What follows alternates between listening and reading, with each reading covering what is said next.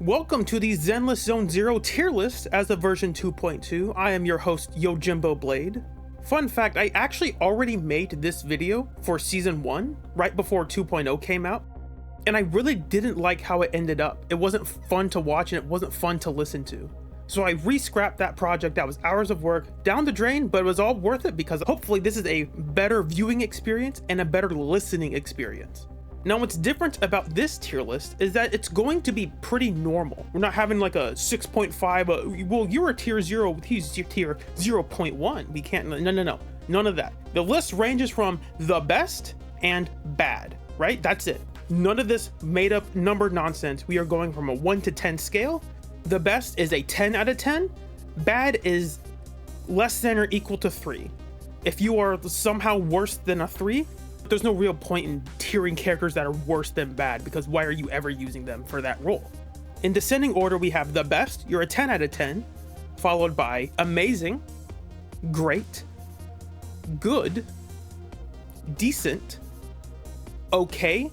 A 5 out of 10 agent is an okay agent at that role. You are not so bad you're not worth using, you are not so good that you push out other agents. After that, we get to weak, the 4 out of 10. That is the bar for, maybe you shouldn't use them for that role, but they do something. They are passable with a lot of help, but you're probably better off using someone else. And then after weak, we get to bad. And if you were in bad, then you probably shouldn't be used in that role. There are a lot of assumptions in this video because everyone's accounts are kind of different. It's hard to make like a justified tier list. For the sake of simplicity, all A ranks are assumed to be Mindscape 6, and it's actually really easy to scale them off of their Mindscape 6 now because you can buy their Mindscapes in the shop. Now, the elite gamers will tell you it's a waste of resources to do that because you could just get them for free. And my response to that is no, it's a waste of resources to not get a Mindscape that you need right now.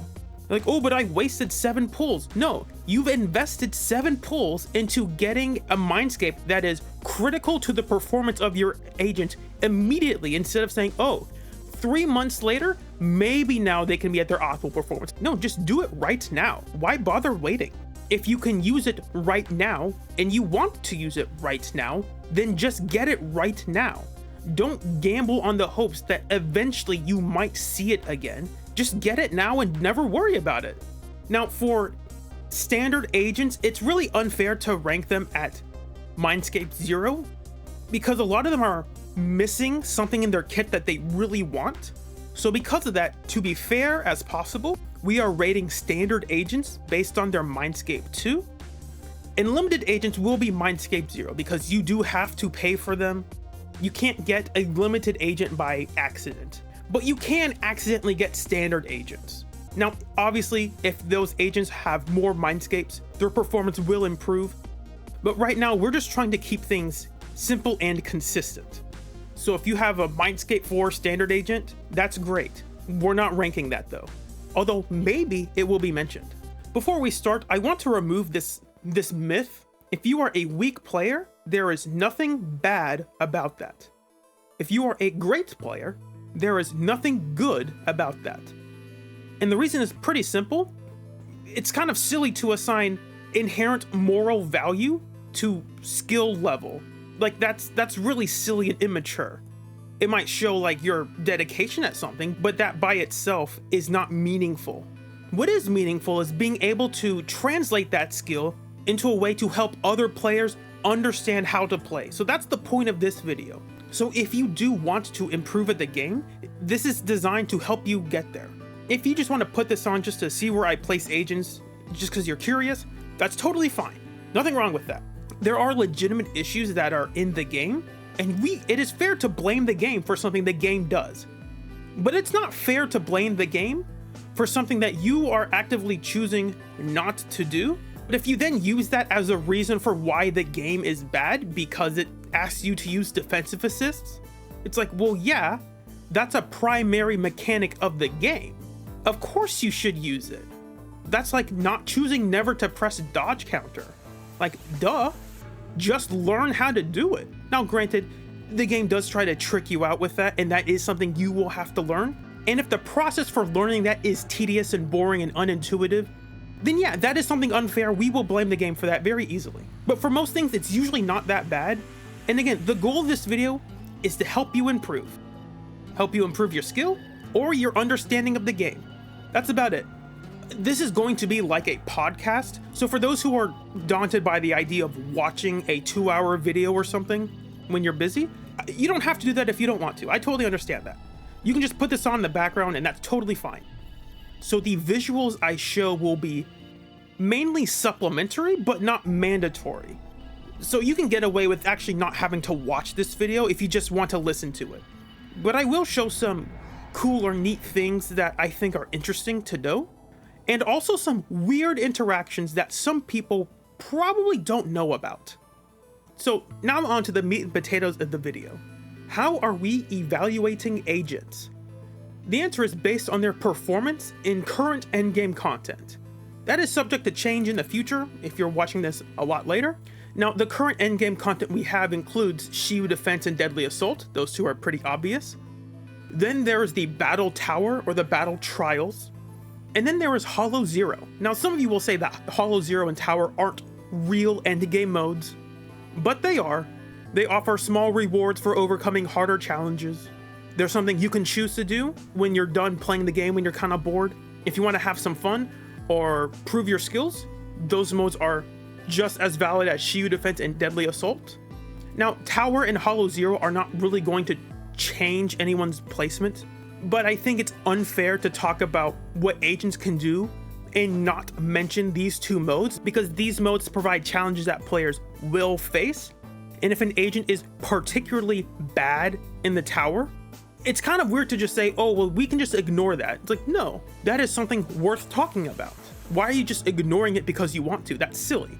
It is part of the end game. You might not like it, but it is. It is part of the end game. And next, this is based on good player skill. Now, the problem is, when I say based on good player skill, players have different skill levels with different agents. If I take two players that they would say are good, and I ask them to play Soukaku, their performance would probably vary differently, because both of them, whilst might be on average good, one of them might be great with Soukaku, and one of them might be really bad with Soukaku. So this is based on, can you perform with this agent at a good level, around a good level. Now for context, I did make a Billy guide. If you can do the beginner section and the first two parts of the intermediate section consistently, then you are probably decent with Billy, right? You know enough about Billy to do those points consistently, then you should at least be decent with him. And lastly, none of these rankings will be based on amazing gameplay. Amazing is the 9 out of 10, simply because that's not a realistic thing most players could ever do. Again, if you are watching this video and you're already an amazing player, it's like, you already know where most of these placements are going to go. You don't really need this video. The people who need this are the people who are struggling to play or wanting to learn how to improve their performance at playing. Or maybe they're just curious about the current state of the game, and that's also cool. I want this video to be something that you can look at and say, I can achieve that. It is not so far the way it's going to take hundreds and hundreds of hours to reach. It is going to be something that you will reach if you are willing to put in some time and effort into it. I said this is what we are evaluating agents on, but here's what we are not evaluating agents based off of. This is not based on the meta. I will mention it if it's relevant, but we are not evaluating agents based on how good they currently are. And the answer for that is pretty obvious. It's kind of unfair to rate agents based on how shilled they are. That makes sense for like a value tier list. This is also not about play rate. Now, sometimes their play rate does matter for their performance. Like the reason they aren't being played is because they don't perform well. But I'm not going to dock agents simply because people aren't playing them. That's silly. That's not something inherent about the agent. This is also not about enemies or stage buffs. If an agent is really good against a specific enemy, that's great. That also doesn't matter, because that's not a part of the agent. What do you mean? Well, if that enemy disappears, if they're no longer in the game, what happens? Do we now have to change the rating of that agent because that enemy doesn't exist? Like, well, why didn't you just place them where they belonged in the first place? It is obvious that some agents will perform better during each patch cycle because of specific enemies and stage buffs. While that is true, it doesn't make sense for evaluating agents based on how good buffs are. It's just going to be confusing if you make a tier list and you're constantly flip-flopping which agents are up and which are down. Now, granted, if an agent struggles against certain enemy mechanics that are very prevalent and on multiple enemies, then yes, I will mention that because that is something standard.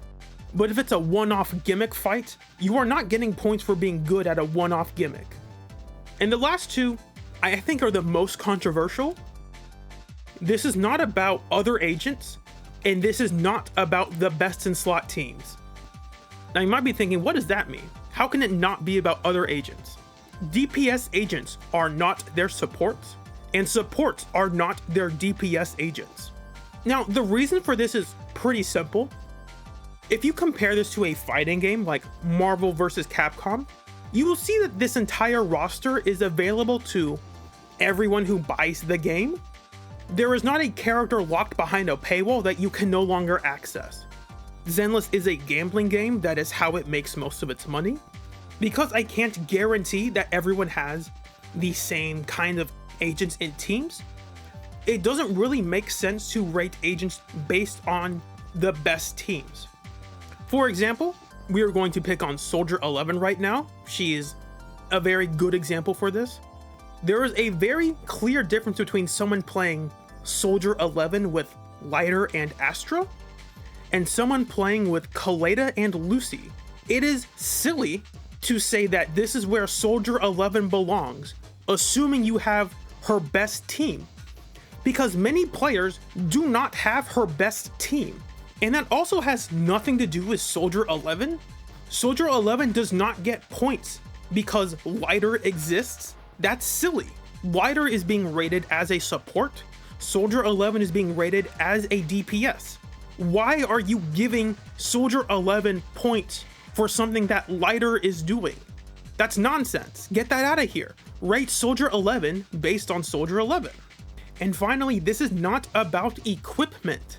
Now, this isn't usually going to change things, to be fair, but this is also to prevent people from arguing about Trigger, basically. Trigger's performance varies greatly when you have and don't have her W engine. I didn't get a magical buy one get one free W engine when I pulled for Trigger. That's completely separate from her. When I read through Trigger's kit, it didn't say anything about defense shred on her aftershocks. A couple years from now, maybe they release a W engine that's even better on Trigger. Do I now have to change Trigger's rating based on how good someone else's W engine is? Like, that's kind of weird.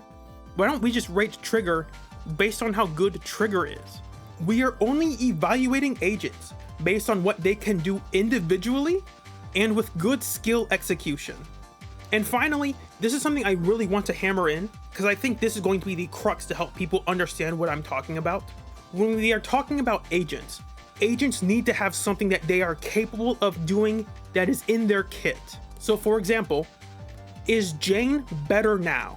Now, the obvious answer to that is yes, Jane is better now because of a lot of things that align to make her better. But what about Jane changed? You will say, oh, she got new teammates, she got new enemies, she got new equipment. And I will say, that's cool, but again, what about Jane changed? And the answer to that is nothing about Jane changed. Her kit from back in 1.1 is exactly the same as it is right now. It doesn't matter if you have Alice and Vivian or Yuzuha, Jane is still doing the exact same things. So Jane is not getting rated just because Vivian exists. That's silly. What about, did I read somewhere in Jane's kit that said, oh, by the way, I get boosted because of Vivian? Like, that's not in her kit. Why are you doing that? I am rating Jane based on how good Jane is. Here's an extreme example.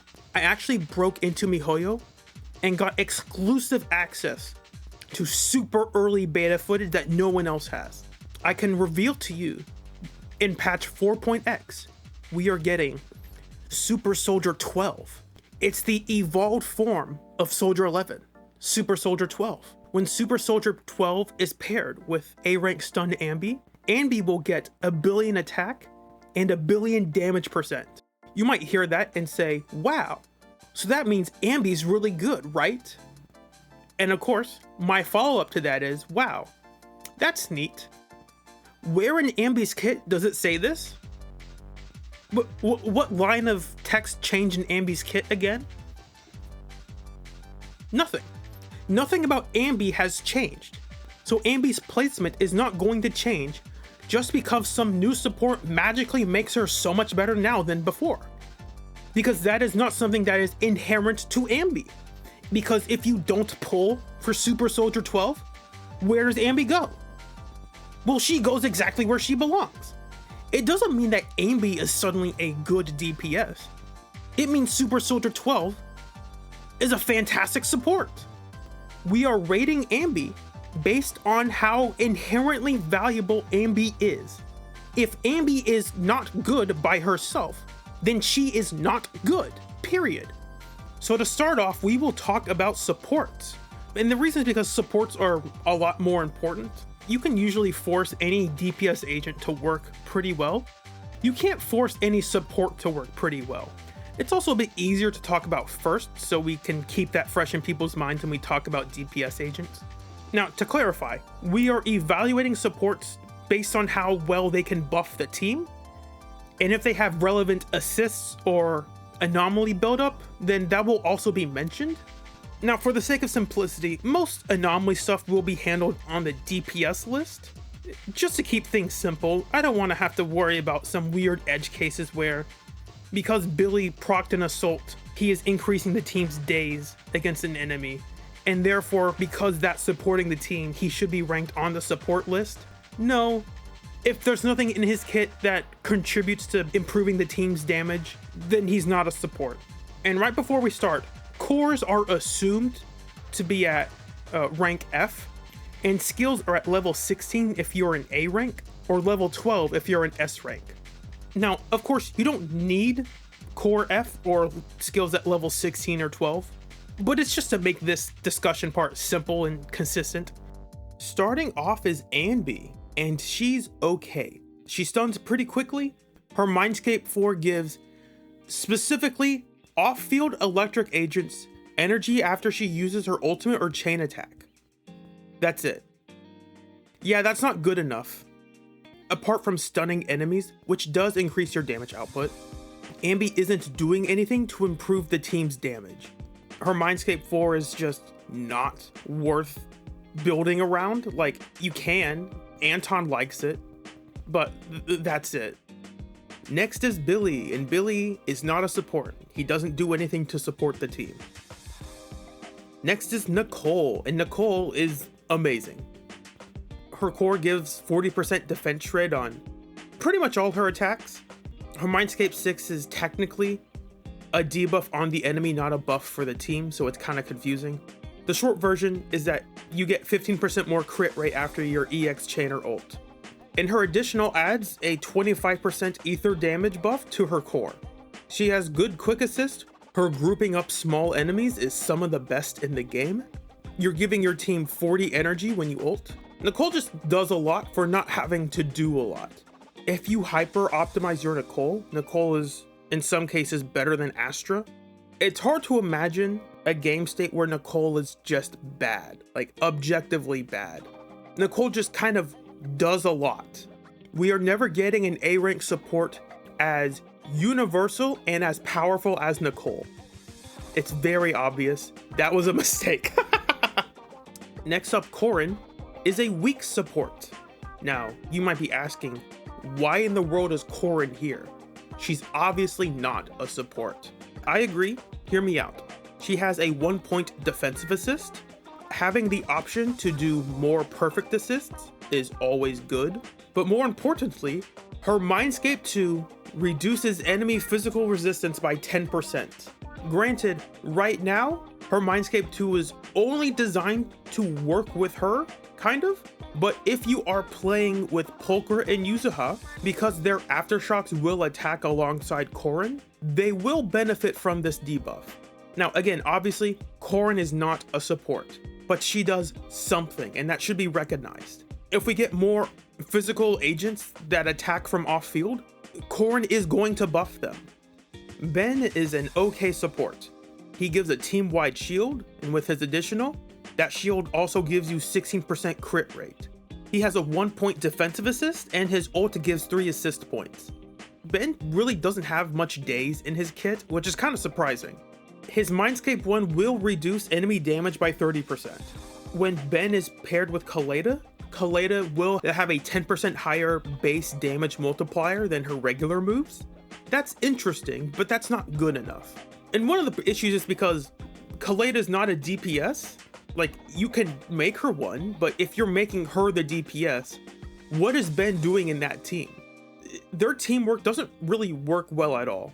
Ben wants to be a counter DPS, and Koleda wants to stun enemies as quickly as possible. If you're trying to play Ben as a counter DPS, Koleda doesn't make sense in that team because you're trying to counter with Ben, not defensive assist into Koleda. Their teamwork just does not make sense from like a game design. It would make a lot more sense if Koleda were an attacker, but she's not. And because of that, yeah, it's a support that exists, but it doesn't matter because it's not good enough. In short, Ben is currently underutilized by the game. The game has changed to make Ben not really worth using as a support. Up until version 1.5, as part of the endgame in Hollow Zero, there was a semi-roguelike game where you picked up to 6 agents and you had to explore a semi-randomized dungeon. And when you started out, you could only start with the first agent you selected, so you didn't have a full team. Even if you weren't going to use Ben, putting Ben on the team guarantees you can switch to a character with a really high defense profile so you don't have to worry about him dying. And when you found a different agent you would rather use, you could just swap Ben off the team, and that was perfectly fine. Ben did have a place in that kind of system. That system has gone away. Because of how the new Lost Void is set up, Ben doesn't really do that anymore. Like, Ben can't support you in that way. The other thing is, they've introduced a lot of bosses with gimmicks that involve defensive assist. When Deadly Assault first came out, Typhon Destroyer required you to use your defensive assist, and Ben was great in that team because there might have been times where you missed a defensive assist, and Ben's ult would give you 3 extra assist points, so that you would never run out. They then changed Typhon so he didn't use any assist points. So you can see where this leads. You gave Ben the ability to support the team by providing more assist points. But the fights that you need to use your assist points are just freely given to you. This is the same for most every other defensive assist fight in the game. Ben would love to be on a team that only cares about defensive assists. But the game is not set up in a way for Ben to do anything meaningful in those teams. They could always change that in the future, but it stinks that, man, Ben could theoretically be a much better support, but the game changed in a way that does not allow him to be one. I will talk more about the issue with defenders later, but for now, we are starting to see some of the cracks in the identity of the class. Moving on, we have Anton. Anton is technically a support. He has 1 point defensive assists. His Mindscape 4 gives 10% crit rate for 12 seconds after he ults or chains. Now that is not good, which is why he's in weak. But it is funny that it's technically better than Lucy's Mindscape 4, because Lucy gives 10% crit damage. The funny joke interaction is if you are playing Trigger with Anton, if you don't have Trigger's crit rate up to 90%, Anton is technically buffing her day's output. Now obviously, when is Anton ever activating his Mindscape 4? With a chain attack or an ultimate. When is that happening? It's happening when they're stunned. So you are buffing Trigger's day's output only while the enemy is stunned. It's kind of funny, it's pretty stupid. It's a very silly interaction. I enjoy that kind of thing. As you can see, the bar to be a bad support is very low. You would have to do something that is just not worth ever using. Next is Soukaku. I don't know if I feel comfortable with this rating specifically. If this is based on good gameplay, then I will say she belongs in good. I don't want to lie to you guys and say she's great when you pick her up and you can't use her well. Based on just good gameplay, the highest I can put her at is good. I want to put her in great, but I decided against it. Her core allows her to give 1000 attack to one other agent on the team. She's giving the team 20% ice damage from her additional, and her Mindscape 4 reduces the enemy's ice resistance by 10%. She also has a 1-point defensive assist. She can give quick assists. She gives the team energy after she ults. You can build her for Ice Anomaly if you want to, but I'm trying to save most Anomaly stuff for the DPS section. So if you want to put Soukaku into great because of her Anomaly buildup, perfect, I agree. But for this list, we are separating that. There's a fun little trick with Soukaku's quick assists that the game doesn't tell you, and I'm going to read this word for word. Soukaku's Fly the Flag buff can be passed along to characters switching in via quick assist or chain attacks triggered by Fly the Flag. Now, that is technically not true, but the way it's not true is interesting. It should be worded as characters switching in via quick assists triggered or during Fly the Flag. Now you say, what's the difference? Well, if you look at this video, how in the world does Billy get Soukaku's buff? Billy got Soukaku's buff off of Pulchra's quick assist while Soukaku was doing Fly the Flag. That technically should not work, but I don't want them to fix that. Anyway, this isn't something you're really going to think about that much. It's actually better for a double support. It's just funny, like this kind of tech exists, but like, I don't think most good players are going to do this or know how to do this. Or if they do, if they can pull this off consistently. This is just a neat little thing. In case you didn't know, well now you know. Lucy is a decent support. Her Chiron buff gives 16%. Her Chiron buff gives 600 attack, 10% crit damage for 10 to 15 seconds, and this duration will extend when allies use their EX moves. Lucy gives quick assists and energy whenever she ults. Now, don't be deceived by this placement. Lucy is generic enough to be slotted into any team, but because of that, it usually means that a more niche support, even if they are technically weaker in general, if they are better at that specific niche, they'll probably replace Lucy. She's just not anywhere close to Nicole's power level.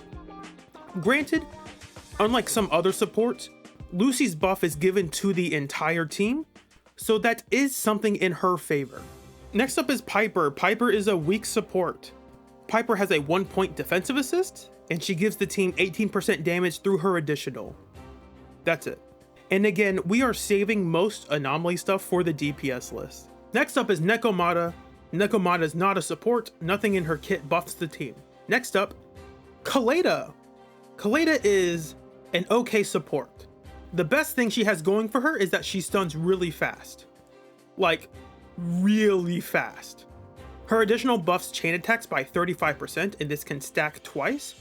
So any cool little interactions you thought you could have with chain attacks outside of stun, Koleda can't interact with. They could change this later if they wanted to. I think that would be nice. I don't think that would make her much better, but it would be nicer.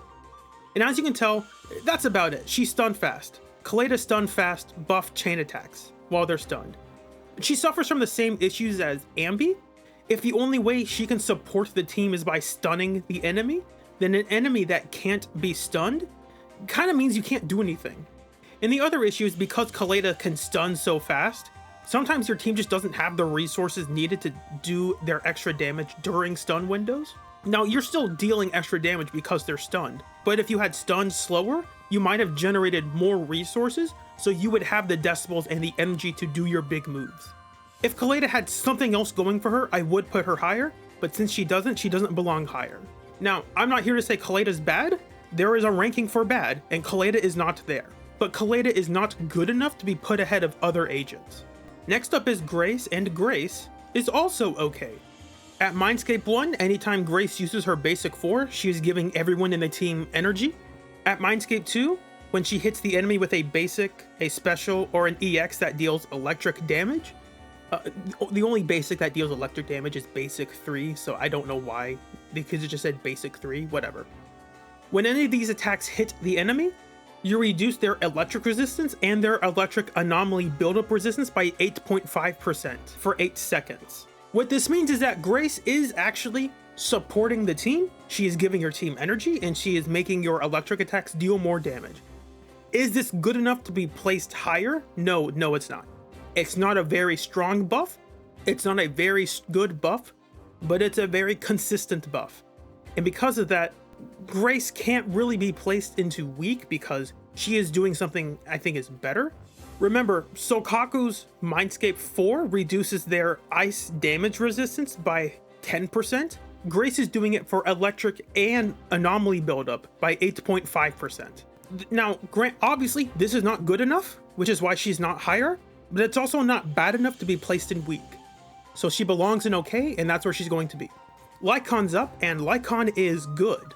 Lycaon's core reduces ice resistance by 25% after his EX or assist follow-up. His kit says ice damage resistance, and I think that's just because it's a 1.0 issue, because ice resistance is the same as ice damage resistance, so that's just kind of odd. They haven't fixed it, not sure why, they just haven't. Funny enough, since the game launched, most enemies that are weak to an element get a 20% buff to damage, daze, and anomaly buildup, and if they resisted an element, they took 20% less damage, daze, and anomaly buildup. So Lycaon just made enemies weak to ice. And finally, his additional says that when he hits an enemy that is stunned, he increases the stun damage multiplier by 35%. A level 1 Lycaon is technically buffing your team the exact same as a level 60 Lycaon. Obviously, you're doing less damage in days, but you're still getting the same buffs and debuffs from him. That's insane. His Mindscape 1 does increase the days output of his EX by some amount, but it's not really buffing the team, it's more of a self buff, so that's why it's not worth mentioning. Lycaon is just really good. It's almost as if they were trying to sell an ice DPS at the start of the game. Yeah, I don't believe in coincidences. This is clearly intentional. There's a reason why Lycaon is substantially better than Koleda. They were trying to sell limited ice DPS agents, and Lycaon is just the best at it. Next up is Rina. For Rina, I decided to put her in good, but I really wanted to put her in decent. Her core increases your ally's pen ratio by up to 30%, and this changes to 39% when she gets her Mindscape 1. Funny enough, she can't reach this max value because the max value she would want is 72% pen ratio, and currently, because of the drive disc we have, she can only reach 70.4%. Now, obviously, this doesn't really change much of anything. It's such a small difference that it's fairly negligible. It's just funny that she has a max she could reach, but just can't. Her additional increases enemy shock duration by 3 seconds and gives a 10% electric damage buff while there are shocked enemies. It couldn't just be a regular 10% damage buff, it's specifically electric damage buff. So as you can see, Rina's not very good at being a general support. She is pretty good at being a shock support, but the 10% damage buff from her additional is just kind of weird. That's really nothing. Like, that's so little. That buff is much weaker than the buff you could get from Swing and Jazz. Now, obviously, this is better than nothing, but if you're not an electric agent, it's basically nothing. And finally, she does give quick assist and energy when she ults. I'm not going to deny and say the pen ratio buff is bad. It is pretty good. If you can keep it up consistently, I'm going to assume you will have Rina's buff up for the majority of the fight. But I've been holding out. There's actually a secret buff she has. She can increase electric damage by 15%. Ooh, how does Rina buff electric damage by 15%? When she uses her EX or chain or ultimate, she will increase the team's electric damage by 15% for 8 seconds. She needs her Mindscape 6. Whoa, that really shakes things up, Rina. Whoa, don't go crazy on me. Why couldn't they just give that to her in her base kit? It wouldn't have made her that much better. She wouldn't have moved outside of good. She might have moved laterally across ahead of some other agents in good. It would not have been enough to push her higher. I wish Rina were better, but she's just not. I'm okay with niche supports, but she's not even particularly good at her niche support. If you are using Rina, it's because you just need to use some generic support and Rina's right there. Or because you have a shock-oriented team and Rina fits the bill for that. Now, if this was just ranking them in generic teams, I would put Lucy ahead of Rina. But because Rina does have a specific niche, that allows her to buff that team specifically more than Lucy does. Rina gets into 7, but as you can see, I wanted to put her in decent. Soldier 11, not a support. Ellen, not a support. Zhu Yuan, also not a support. Qingyi, this might be controversial, I think she's great. Her core increases the stun damage multiplier by up to 80%. Her additional increases the days from her basic attacks, and her basics also group enemies surprisingly well. She can't stun enemies as quickly as Anby or Koleda, but she has a much better payoff for it because of the buffs from her core. So here's the problem. When I say Qingyi is great, it really depends on the matchup. There are some matchups where Qingyi can't stun an enemy, or the enemy has such a high days threshold that Qingyi just really struggles stunning them. Against those matchups, Qingyi is just bad because she can only buff you while the enemy is stunned. So if the enemy can't be stunned, what is Qingyi doing? And that's why I say this is like a contentious great. I am analyzing Qingyi based on the potential of her supportive abilities, not in the, if I put her in the worst matchup possible, how does she support the team? You wouldn't use Qingyi in her worst matchup possible, right? That's silly. There is an argument that she should be pushed down into good, and I would be fine with that, but I think Qingyi's just the 80% stun damage multiplier is a really strong buff. The reason her core is so useful is because the devs love to play around with stun damage multipliers. If they make an enemy that basically doesn't have an increased stun damage multiplier, Qingyi is a massive buff for that team. But if for some reason they make an enemy with a stupidly high stun damage multiplier, Qingyi doesn't buff that team in a meaningful way. And that's why I say Qingyi's supportive ability is very matchup dependent. Jane is not a support. Now some people say, oh, but she's used in this team as a support. Yes, her Mindscape 2 is good. For the cost of 3 limited agents, congratulations, you got a support. Great job. Anyway, moving on. Seth. Seth is decent. His core gives himself plus 1 other agent a shield with 3000 health and 100 anomaly proficiency. And his additional buffs all attribute build up by 20%. He has a 1-point defensive assist, he gives the team quick assists, and his ult gives 3 assist points. Now, I'm not using this against Seth, but because we're talking about his ability to support the team, Seth wants to be in anomaly teams. But Seth can't buff both characters at the same time. There is some weird thing where you pass on his buff after his chain attack. That is only during stun though. Essentially, both of your anomaly agents would want to have this buff, and Seth can't give it to them. He can give it to you at 1 at a time. That's usually not what you want though.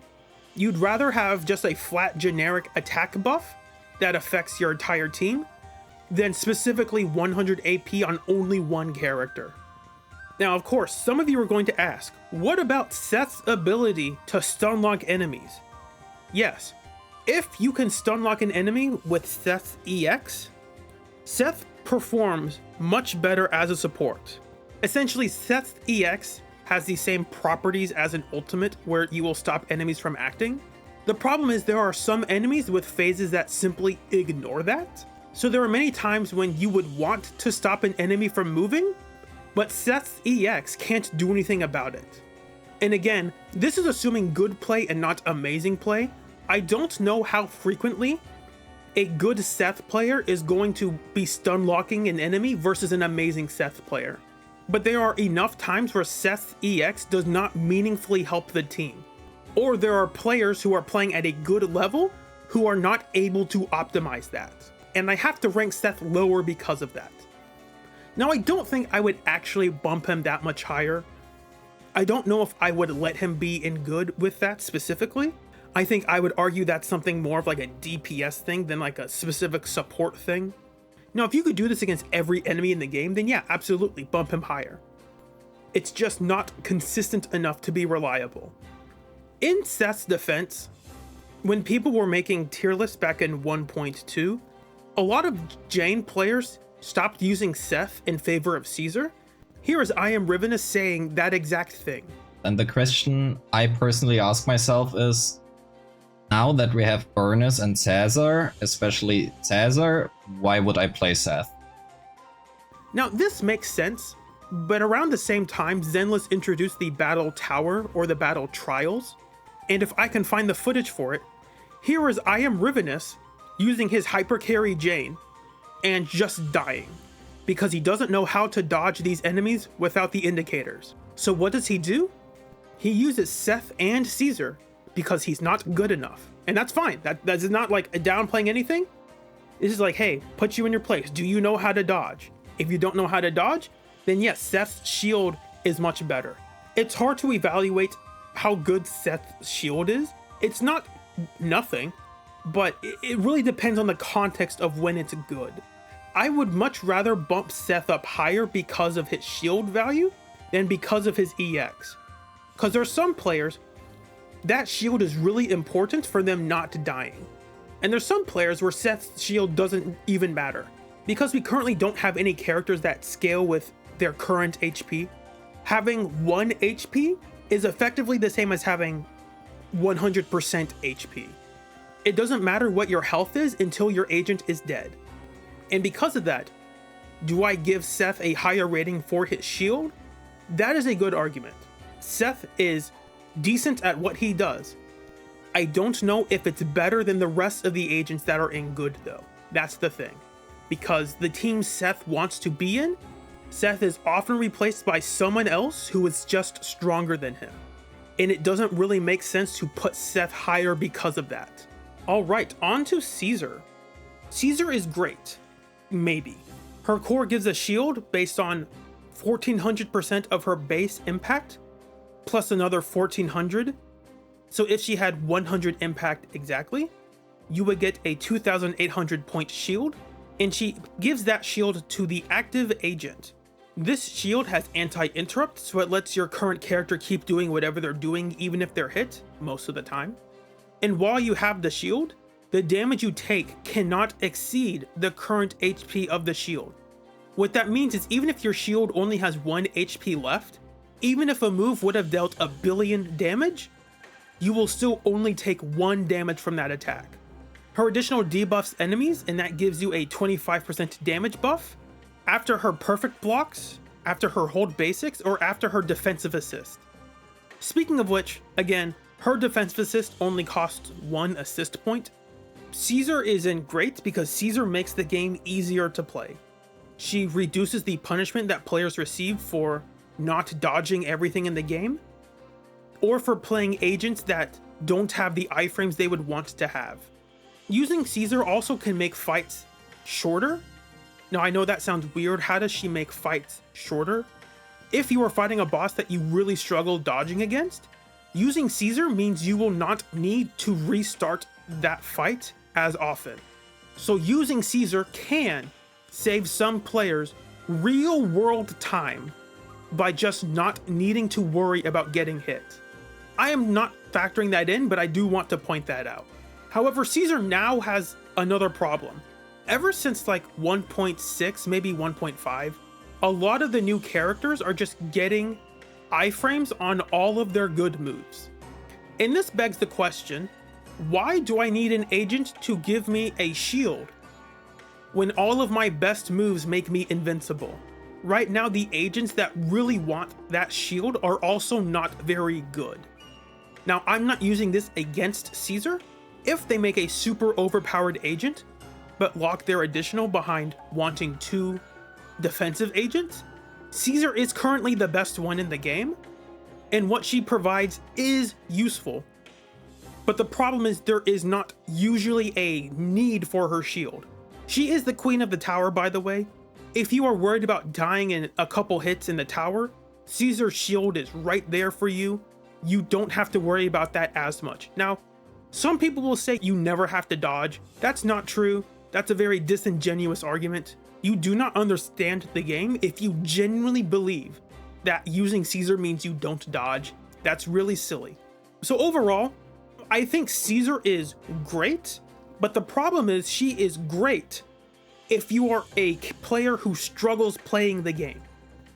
If you are an amazing skill leveled player, Caesar does not provide more value than other support. Caesar is a great support that becomes relatively weaker the better you are at playing the game. Do I say that's a flaw for why Caesar is weak? Or do I say that's a good thing because we should want to onboard new players and help them want to learn how to play? That's a good question, but it's outside the scope of this video. Next up is Burnice. If you read her kit, she's technically not a support. She doesn't buff the team, but I will address Burnice later. After her is Yanagi. Yanagi is a decent support. Yanagi's core buffs disorders by 250%. That's it. Now obviously, she doesn't do as much as the other previous supports do, but that's a really good buff. If you are playing a disordered team that you can get a lot of disorders really quickly, Yanagi is very powerful in those teams. It is a very good damage increase. It's only really usable in the teams that want to get a lot of disorders, so it is limited. However, Yanagi still cements herself as a character who is really good with disorders. At the very least, I would think it deserves to be an okay, but because it is a substantial buff, I am pushing it up into decent. After Yanagi, we got Lighter, and Lighter is simply amazing. I'm refusing to read his entire kit, but his core debuffs fire and ice resistance by 15%, and it extends enemy stun duration by 3 seconds. And this is very useful for enemies that have a shortened stun duration, or for teams that want to do a lot during the stun window. And his additional increases fire and ice damage by up to 75%. Lighter's not the fastest stunner, but he still stuns pretty quickly, and he's pretty simple to use. Lighter is so good that he is sometimes displacing Nicole from those teams. They would rather have Lighter than Nicole, and that is worth mentioning. And because Lighter's one of the few agents who can do that, on top of all the buffs he's giving to his team, he definitely deserves a spot in Amazing. Now, he's not the best, there's only one of them, but he's definitely up there. And then Harumasa is not a support. Moving on, Miyabi is a weak support. Her core buffs all anomaly buildup by 20% after you frost burn an enemy. That's it.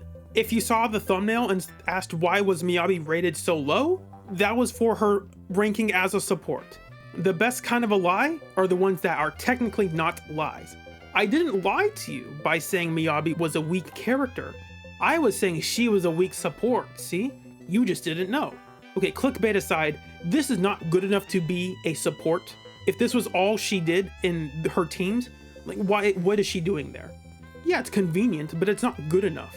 It is a meaningful buff, but it's not very strong, and you need to meet a condition first before you get it. Her DPS tier listing will be very different, but just as support, it is weak. Now for Astra Yao. Astra Yao is amazing. Back when I was first making this tier list, Astra was the best. She is no longer, but that requires me to talk about who is the best when we get to them. Astra's special gives 20% damage and 25% crit damage. After that, her ult heals allies by up to 2,950 HP, and the next 2 quick assists will become chain attacks. Astra's core gives herself plus whoever switches in via the quick assist up to 1,200 attack. You have to build her properly to get there, but if you're a little bit under that, it's perfectly fine. Astra is the quick assist queen. If your team is completely reliant on a bunch of quick assists, Astra is the best support for that team. I'm not denying that Astra does a lot, but the character in the best does slightly more. Evelyn's not a support, so moving on, we have Soldier Zero Anby. Soldier Zero Anby is a decent support. Now, I fully realize that this is a controversial statement, Let me explain what she does first, and then we will talk about it. When Anby attacks enemies, she marks them, and her core increases all aftershock crit damage by 30% of her own crit damage. There's no upper limit to this. If you could have infinite crit damage on Soldier Zero Anby, you are buffing aftershock crit damage by an infinite percent. Obviously that's not reasonable, so let's tone it down, but there is a surprisingly high ceiling to this. And then her additional buffs all aftershock damage by 25%. So the reason I put her into decent is that she is similar to Yanagi. Anby wants to be in an aftershock team, and Anby also buffs the damage of the aftershock team. There is not a good aftershock team.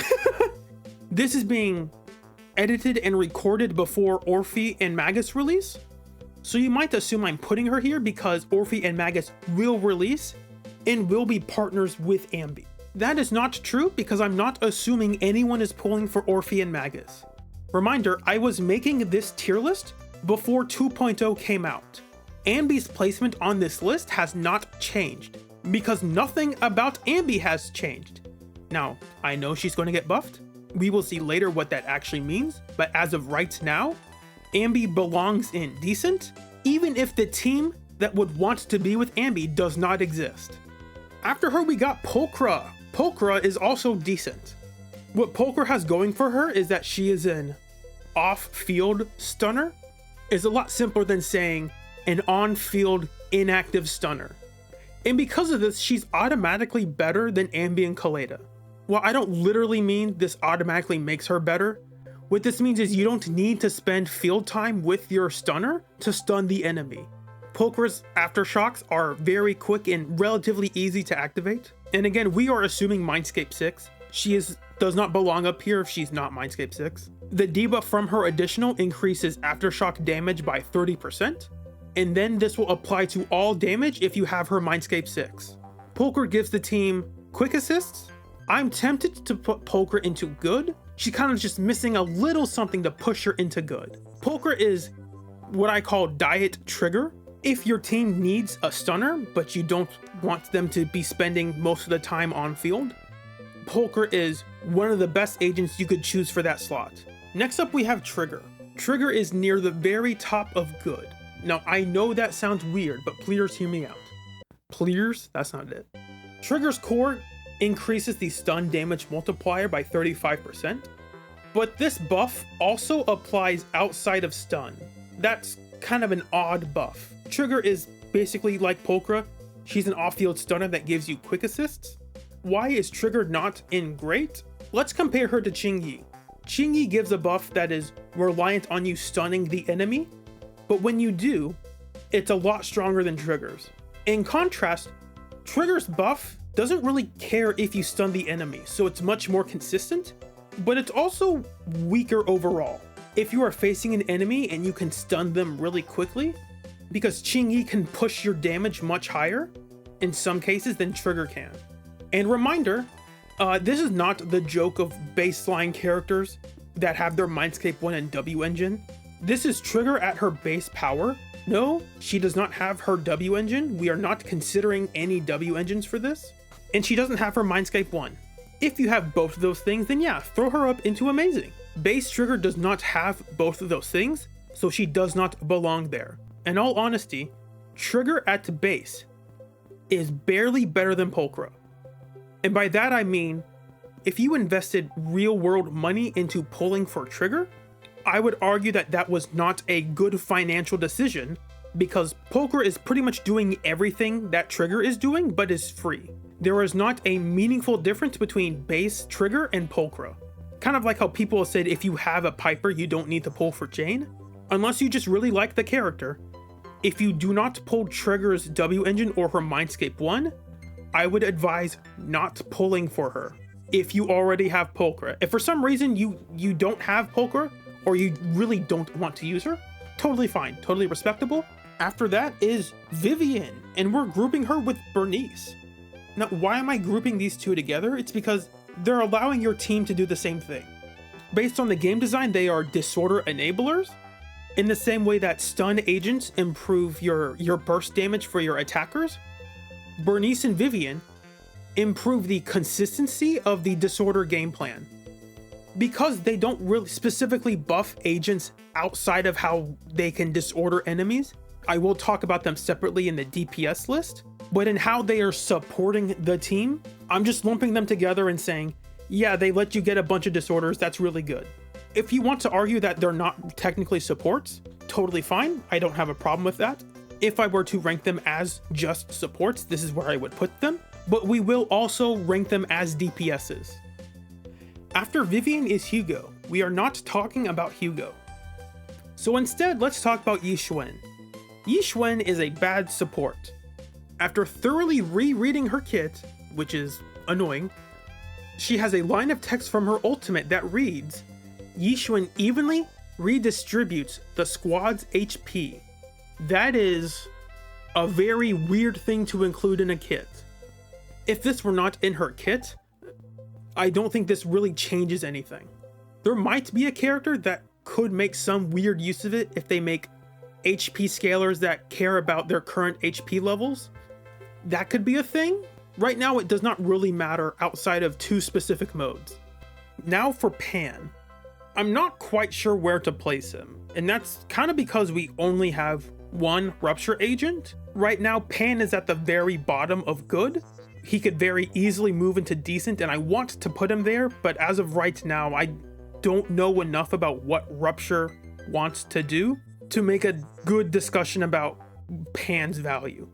Pan is currently the best free support for a class that does not exist. If you got Pan, but didn't get Yixuan, as of 2.2, Pan is doing nothing. Obviously, they're going to release more Rupture agents. We already had the teaser and the marketing for it. I know that. So we will learn more about Pan's value in teams when we get to those characters. But until then, Pan is very tentatively in good.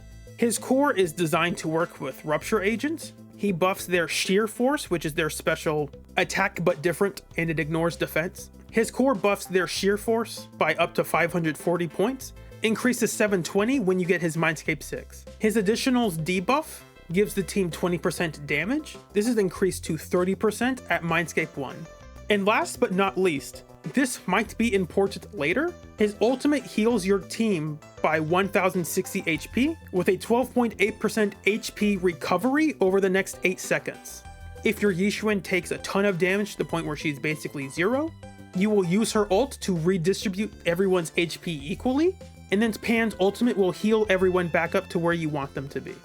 It's useful in the tower and the hardest challenges of Lost Void, but outside of that, it's really tough to justify putting this higher. It's kind of hard to see why Pan has this. There might be teams that really want this HP recoveries for some reason. It's like, is this a good buff? Is this a good thing to support the team? Yeah, but when am I using it? After that, he does have 1 point defensive assists, and he also gives quick assists. Yeah, overall, it's just really hard to evaluate Pan, because right now Pan is a pretty bad generic character, but he's a pretty good niche character. Fufu is great. She's an off-field stunner with aftershock chain attacks. Her core increases the team's crit damage by up to 15%. Also in her core, when she enters what's called the Tiger's Roar state, she increases chain attack damage by 20% and ultimate damage by 40%. Her additional also increases the decibel cap for agents to 4,000, and your attacker and Rupture agents will refund 300 decibels whenever they use an ultimate. This by itself is already really good. It makes sure your team has enough decibels to do the things they want to do for stun windows. Not to mention the 50% crit damage if you can get your attack high enough. Again, that's a max value, not a minimum. It's a very small increase. Don't waste all your time and effort and money trying to chase after it if you just can't get there. Because her aftershock chain attacks count as chain attacks, they also generate assist points. So whenever you're using Fufu, you basically never run out of assist points. Kind of makes you wonder why defenders can't have something like this. Anyway, some enemies like Pompeii will go into an empowered state. Fufu's chain attack can put them to a position where they're not even able to do their special invulnerability phase. It's a very niche interaction, so it's not changing where she's placed, but I would like to bring that up just a little bit. We're almost done. Yuzuha. Yuzuha is the best. Yuzuha's kit has the Sweet Scare debuff. When Yuzuha hits enemies with her Aftershock basics, she will match the element of the first agent to hit those enemies. If you attack enemies with an electric agent after her EX, Yuzuha's Aftershocks will build up electric anomaly, but it does not change the final anomaly damage. So you don't have to worry about Yuzuha's anomaly proficiency lowering the shock damage you'll get. And this is very important for anomaly teams. It's kind of why Rina is getting replaced in a mono shock team. Even though on paper, Rina should be perfect for a shock team, because she contributes to the shock anomaly buildup, Rina's anomaly proficiency will contribute to the overall shock damage. So if you don't build your Rina's anomaly proficiency, you are going to deal less shock damage overall. It's a really weird interaction. Yuzuha solves this issue by not having to worry about it. Her core gives the team 1200 attack and 15% damage. You have to build for the attack, but it's not that difficult. That is a max value though. If your attack is 1170, that's perfectly fine. And from her additional, she buffs anomaly buildup, anomaly damage, and disorder damage by up to 20%. As of right now, if you don't have her W engine, you can only get up to 12%. There could be another available W engine in the future that lets you reach this cap. And like a lot of other supports, she gives a lot of quick assists, and she gives energy from her ultimate. Yuzuha's ult is different. A lot of supports give 10 to everyone, and then 20 to the next agent that switches in. Yuzuha gives a flat 25 to your other two members, regardless of whoever switches in. Yuzuha gives her buff to the entire team, and that's not something Astra can do. If you are trying to optimize having Astra's buff for your DPS the entire fight, it's really annoying. There are times when you will need to switch agents like a defensive assist, but by doing so, Astra will spend energy and your main DPS will lose her buff. With Yuzuha, you never have to worry about that. As soon as you press EX, you can do whatever you want. Everyone is getting the buff, and that lasts for 40 seconds at level 12. It's 38 seconds at level 11. Oh no, who cares? That doesn't ever matter. Yuzuha's buff is more consistent than Astra's. With Astra, you have to juggle it between two other characters, and that can be annoying. With Yuzuha, it's just given to everybody, and you don't have to worry about it. Now, if that was the end of it, I don't think I could put her in the best. This is really good for anomaly teams.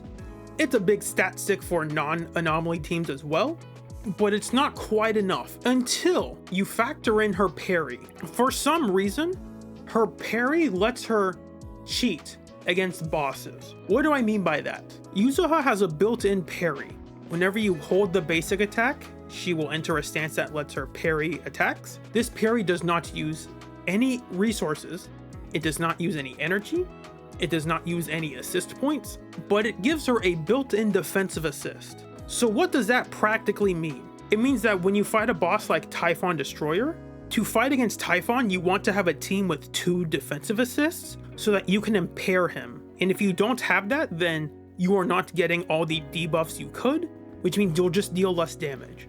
What Yuzuha does, because her parry counts as a defensive assist, you can solo impair Typhon with Yuzuha. Just landing the parry will also deal like daze or something. If you're fighting Miasmic Fiend during her invulnerability phase, Yuzuha's parry will deal damage to the Miasmic Shield. That's cheating. That's cheating. And it makes you wonder, wow, a built-in free parry? Why can't defenders have that? Yuzuha's just a better defender than most defenders. What is that about?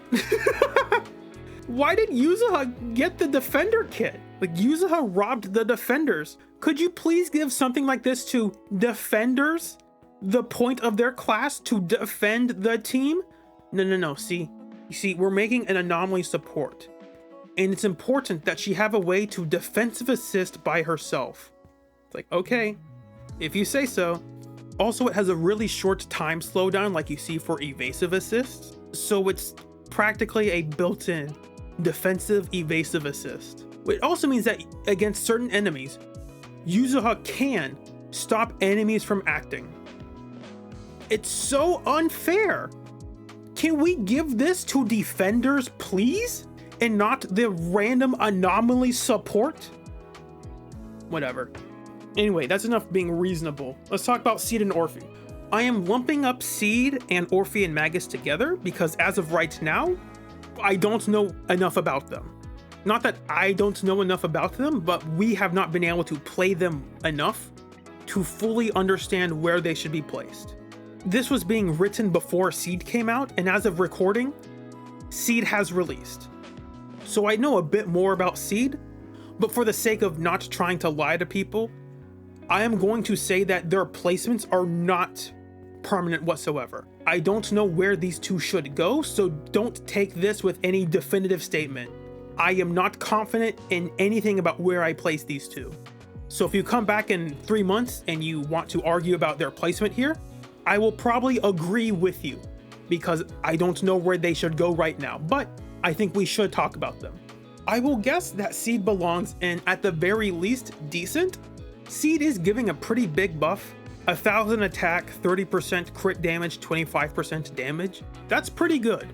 Now, the question is she actually a support in her gameplay? And that's a fair discussion to have. But if we ever get another off-field attacker, they should work really well with Seed. And as for Orphie, Orphie has not released as of recording, but her kit's in the game if you pause and look at the menus for it. Orphie should belong in at the very least good. I'd have a hard time imagining she's lower than good. We'll obviously learn more once we can really play her, but she's an off-field aftershock attacker that buffs aftershock damage. So we will learn more about her later, but again, very subject to change. I don't know where to put her. So yeah, overall, not exactly sure where to place these two at all. I am guesstimating, and I think this seems right. And that's it for all the supports. I'm not going to talk about 2.3 yet because 2.3 characters haven't been released, and even if they were, I don't feel comfortable ranking characters that are not going to release for another 2 to 6 weeks, depending on when this gets out. So moving on to Psych I lied, we're talking about the worst support in the game, Hugo. Hugo gets a fat 0. He is an anti-support. Hugo's EX and ultimate will immediately end the enemy's stun duration, and he's the only one in the game who can make fights harder. If you are looking for a real challenge, use a level 1 Hugo, give him 0 equipment, 0 skills, 0 drive disc, 0 everything. No skills, no nothing. And whenever you stun the enemy, just press EX or ult. He will deal basically 0 damage, and you will immediately end the stun duration. And that means the fight's going to be harder. The stun duration is nice because it gives you a bit of a breather. You don't have to worry about incoming attacks or looking for specific attack patterns. And Hugo just ruins that. Why would you ever use him? Okay, obviously this is a joke. Hugo's not a support, but I do want to say that Hugo is currently uniquely positioned as the only anti-support in the game. Finally, we're getting to the DPS section, and this is going to be longer. Everyone in the game can and should be built to deal damage, and I want to reiterate, agents are individuals and will be rated individually. And what we are evaluating is how they can access their damage and how effectively can they dish it out. Here's some disclaimers first. If you look at this list and think an agent is rated lower than they should be, that's perfectly fine. It's probably because you are evaluating them based on how they synergize with a specific team, or using another agent that fully brings out their potential, or about how they're really good against a specific type of enemy. And that's fair, right? I don't want to just ignore those things just for the sake of this list. But I also don't want to alienate players who don't have those team options, because what that means is they can't relate to this tier list. Because of that, I am asking you to look at each agent individually, and if there are agents with really good synergies, we will use our brains, we will turn our brains on, and say, oh, okay, because these two synergize so well, even if individually they are weaker, they become stronger when they are combined together. They have a really high synergy level, which is perfectly fine. But if you don't have those synergies, where do they belong? And that's kind of the issue.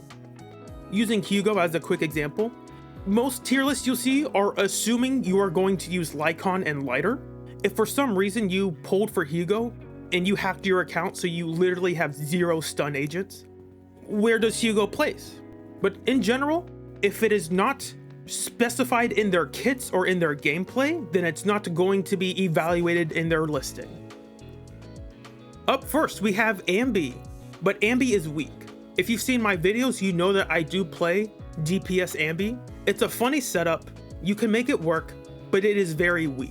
Anby is a hypercarry stun agent. If you read her kit tells you to stay on field the whole time, which is perfectly fine. As a stunner, you want to stun them very quickly, and Anby can do that, but she simply does not have the damage to back it up.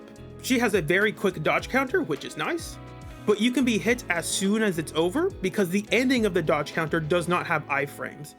And because of that, it's very unsafe. And you'll say, what hit me? I dodge countered. And the answer is that the enemy has a lingering hitbox.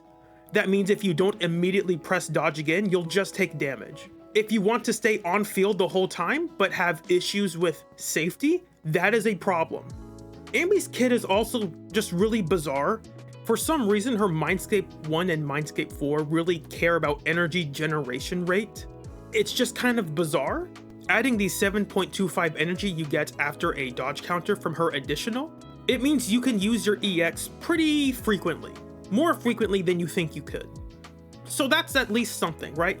She wants to dodge counter to fuel up her energy. She wants to EX to deal a lot of days. And she wants to use her Thunderfall Basic 4 to deal extra damage. And if you read her Mindscape 6, whenever you use your EX, your next 8 basics get a 45% damage buff. So herein lies the problem. Whenever you dodge counter with Anby, Anby has to restart her basic combos from basic 1. Because of that, it means there are going to be times when you would like to use your basic 4, but you're just not able to. So now you're wasting the buff from your Mindscape 6 on your other basics. Her first 3 basics deal very little damage compared to basic 4.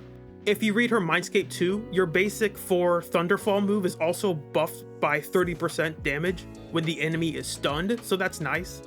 But the problem is still that why are you using Anby as your DPS during stun?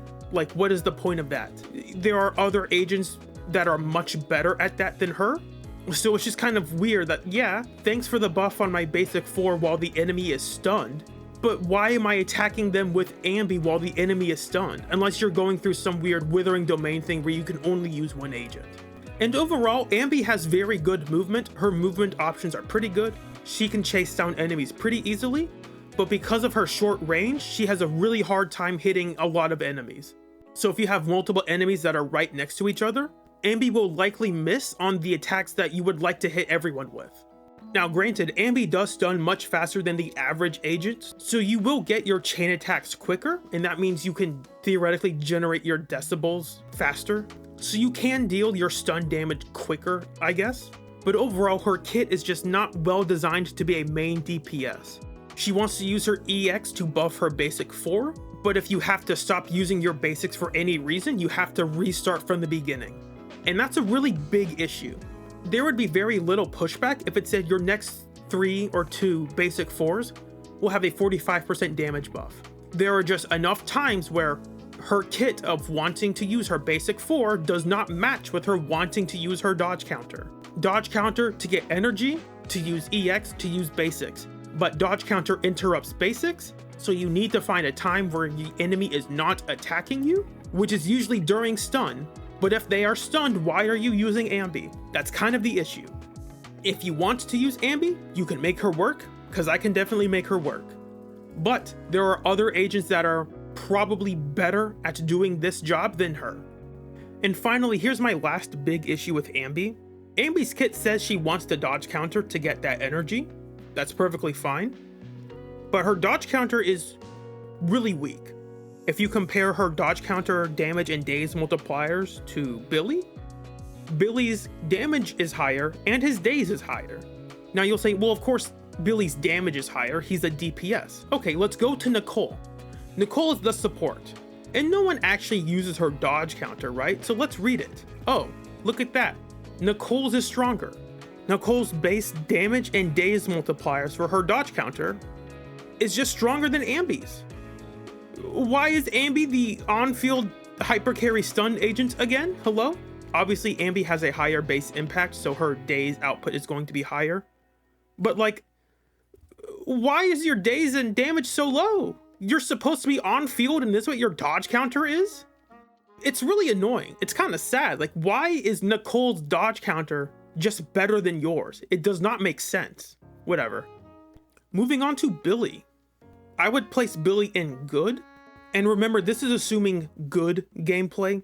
If you are someone who's never played Billy before, if you're going to argue that he's bad because you've never played him, okay, cool. And again, this is not based on amazing gameplay, because if it were, I might push him higher. So let's briefly talk about Billy. From Billy's core, you're getting a 50% damage buff while you're crouching, and your Mindscape 6 gives you another 30% damage buff as long as you don't get hit.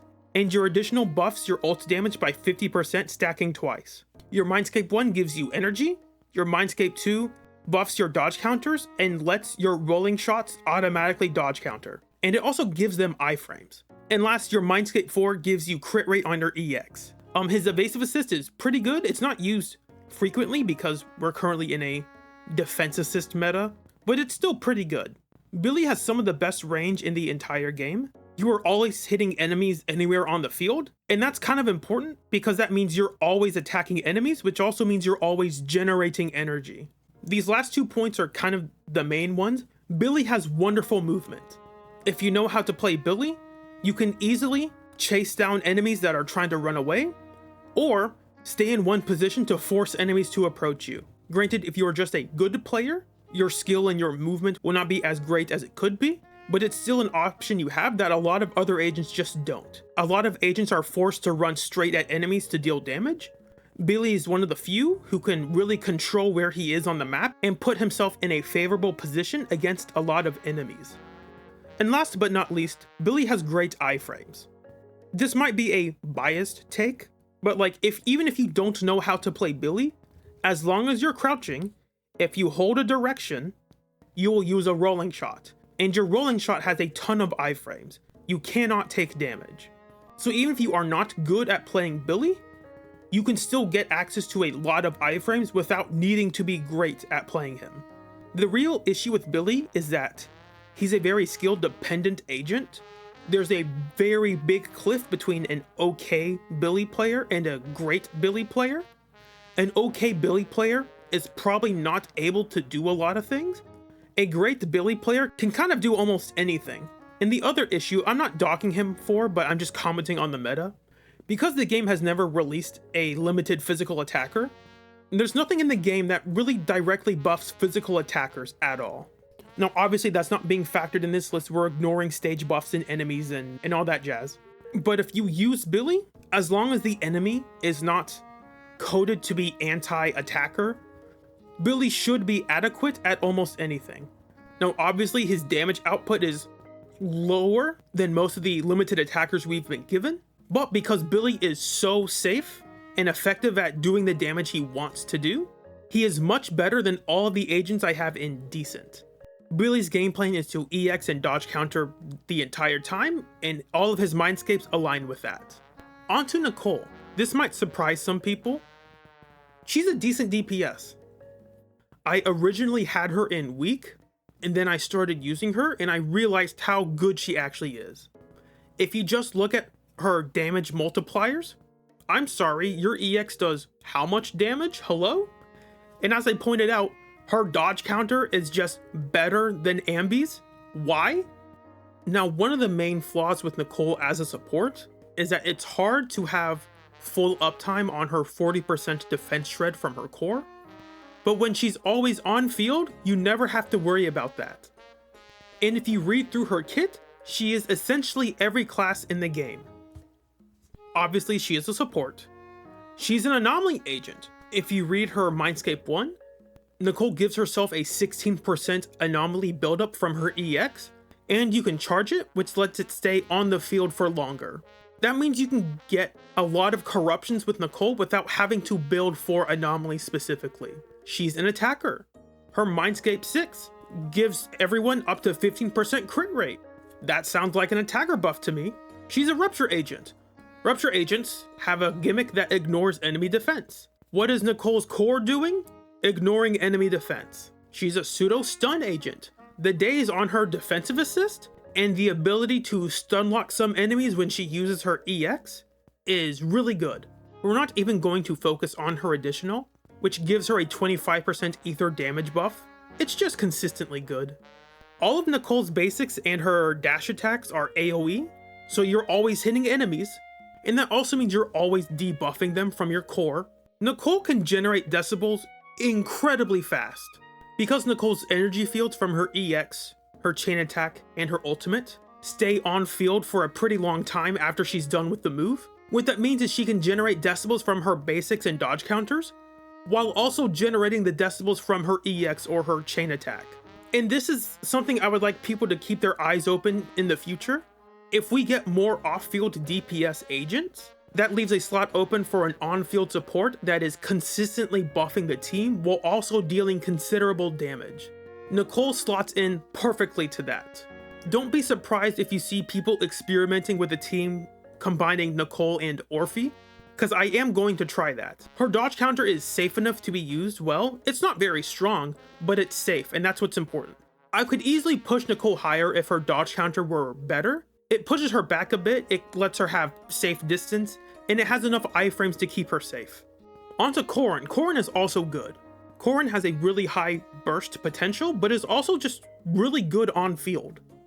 When we first started playing the game, most people assumed that Corin was only really usable as a burst DPS, but that's not true at all. Corin has a lot of ways to extend her best attacks, and by doing so, she buffs the move's damage by 37.5% from her core, and she'll also buff them from the damage that she gets from her Mindscape 6. I'm not going to break down her Mindscape 6 here, you can read it for yourself, but know that the longer you extend attacks, the more damage you'll deal. Corin's Mindscape 1 buffs her damage by 12% after she uses a chain attack or an ultimate.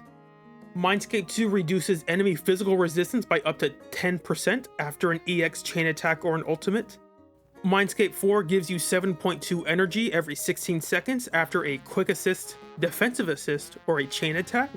More importantly, Corin is just invincible on most of her moves. If you read something like her assist follow-up, it says character is invulnerable while using this skill, and what that practically means is that while Corin extends the hit of that attack, she's also extending the iframe she has. So you don't have to worry about being hit with Corin. She also has this weird thing where she can just cheat invulnerability on her EX. Corin just has like infinite iframes. It's kind of bizarre. I don't think this was intentional. Speaking of reading through the kit, Corin has really high damage multipliers. Currently, she has the strongest assist follow-up in the game, and she has the strongest EX in the game. But that kind of depends if you choose to hold it out the whole time. The biggest flaws with Corin is that her movement is kind of slow. Corin will struggle to deal with enemies that decide to run away or jump away from her, and there are plenty of them in the game currently, because you can just use your dodge counter, and her dodge counter is also really good. And the other issue is that her attack range is kind of short. Corin will struggle to hit a lot of enemies at the same time unless you have a way to group them up right next to each other. Because some of her attacks use her buzzsaw vertically instead of horizontally, those moves will struggle to hit everyone. Overall, I would say that Corin is technically stronger than Billy. However, Billy has superior movement and range compared to Corin. And because of that, Corin kind of wants to use supports that fix her movement options while Billy doesn't. And there are going to be times when Corin has to face more than one enemy, and she's going to struggle unless you built a team specifically for that. Compare that to Billy, and Billy really doesn't struggle with that. So even though I would say Corin out damages Billy, Billy has an easier time accessing his damage than Corin does. But all in all, they're pretty much exactly the same. If you want to argue that one is stronger than the other, that's perfectly fine. For the sake of this tier list, Corin and Billy are being placed right next to each other. They're basically equivalent. I'm not arguing that one is considerably better than the other in any meaningful way. And because of that, there's no real reason to argue why Corin is better than Billy or why Billy is better than Corin. They're right next to each other and they're effectively doing the same thing. Now onto Ben. Ben is okay. His core converts 80% of his pre-combat defense into attack, and his additional gives him 16% crit rate while he has his shield.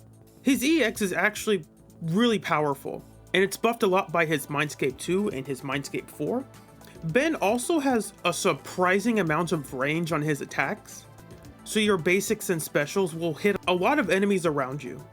His ult is very fast, and because of that, it means you can do more stuff during the stun rotation instead of just watching your ult cinematic play out. Ben has plenty of good iframes. There's obviously his special and his EX, and there's also his basic 3. Whenever he jumps into the air, he's completely invincible. Obviously, because Ben is okay, it's because he has quite a few issues that prevent him from being placed higher. The first problem with Ben is that his basics and his special do not deal fire damage. Now, while that doesn't seem like a big deal, Ben wants to be on fire teams and fight fire weak enemies. But because his standard combos don't deal fire damage, he's not going to get that benefit in those teams or against those enemies. And the next problem with Ben is that you're better off using your dodge counter instead of your special. If you don't have energy, you can still parry with your special, but that's usually not better than your dodge counter. Because again, your special does not deal fire damage, so if you have specific fire damage buffs, Ben won't benefit from that. And second, using your special does not generate energy. Every time Ben uses his dodge counter, which is actually pretty quick, he gets 3.48 energy. While your dodge counter might deal slightly less damage, it is a fire damage attack, and it refills your energy. And that's important for something I'll touch on later. The other issue is that his Mindscapes that aren't Mindscape 3 and 5 are heavily concentrated around buffing his special and EX, and his days at Mindscape 6. But the problem with Ben is not that he doesn't deal enough days, or that his special or EX aren't good enough, it's that he doesn't deal enough damage.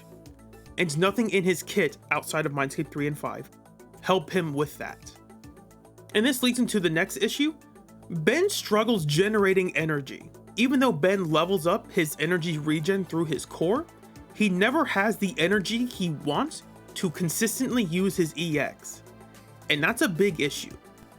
If you compare that to Billy and Corin, Billy's Mindscape 1 just gives him 2.7 energy whenever he uses a dash attack or a dodge counter every 5 seconds.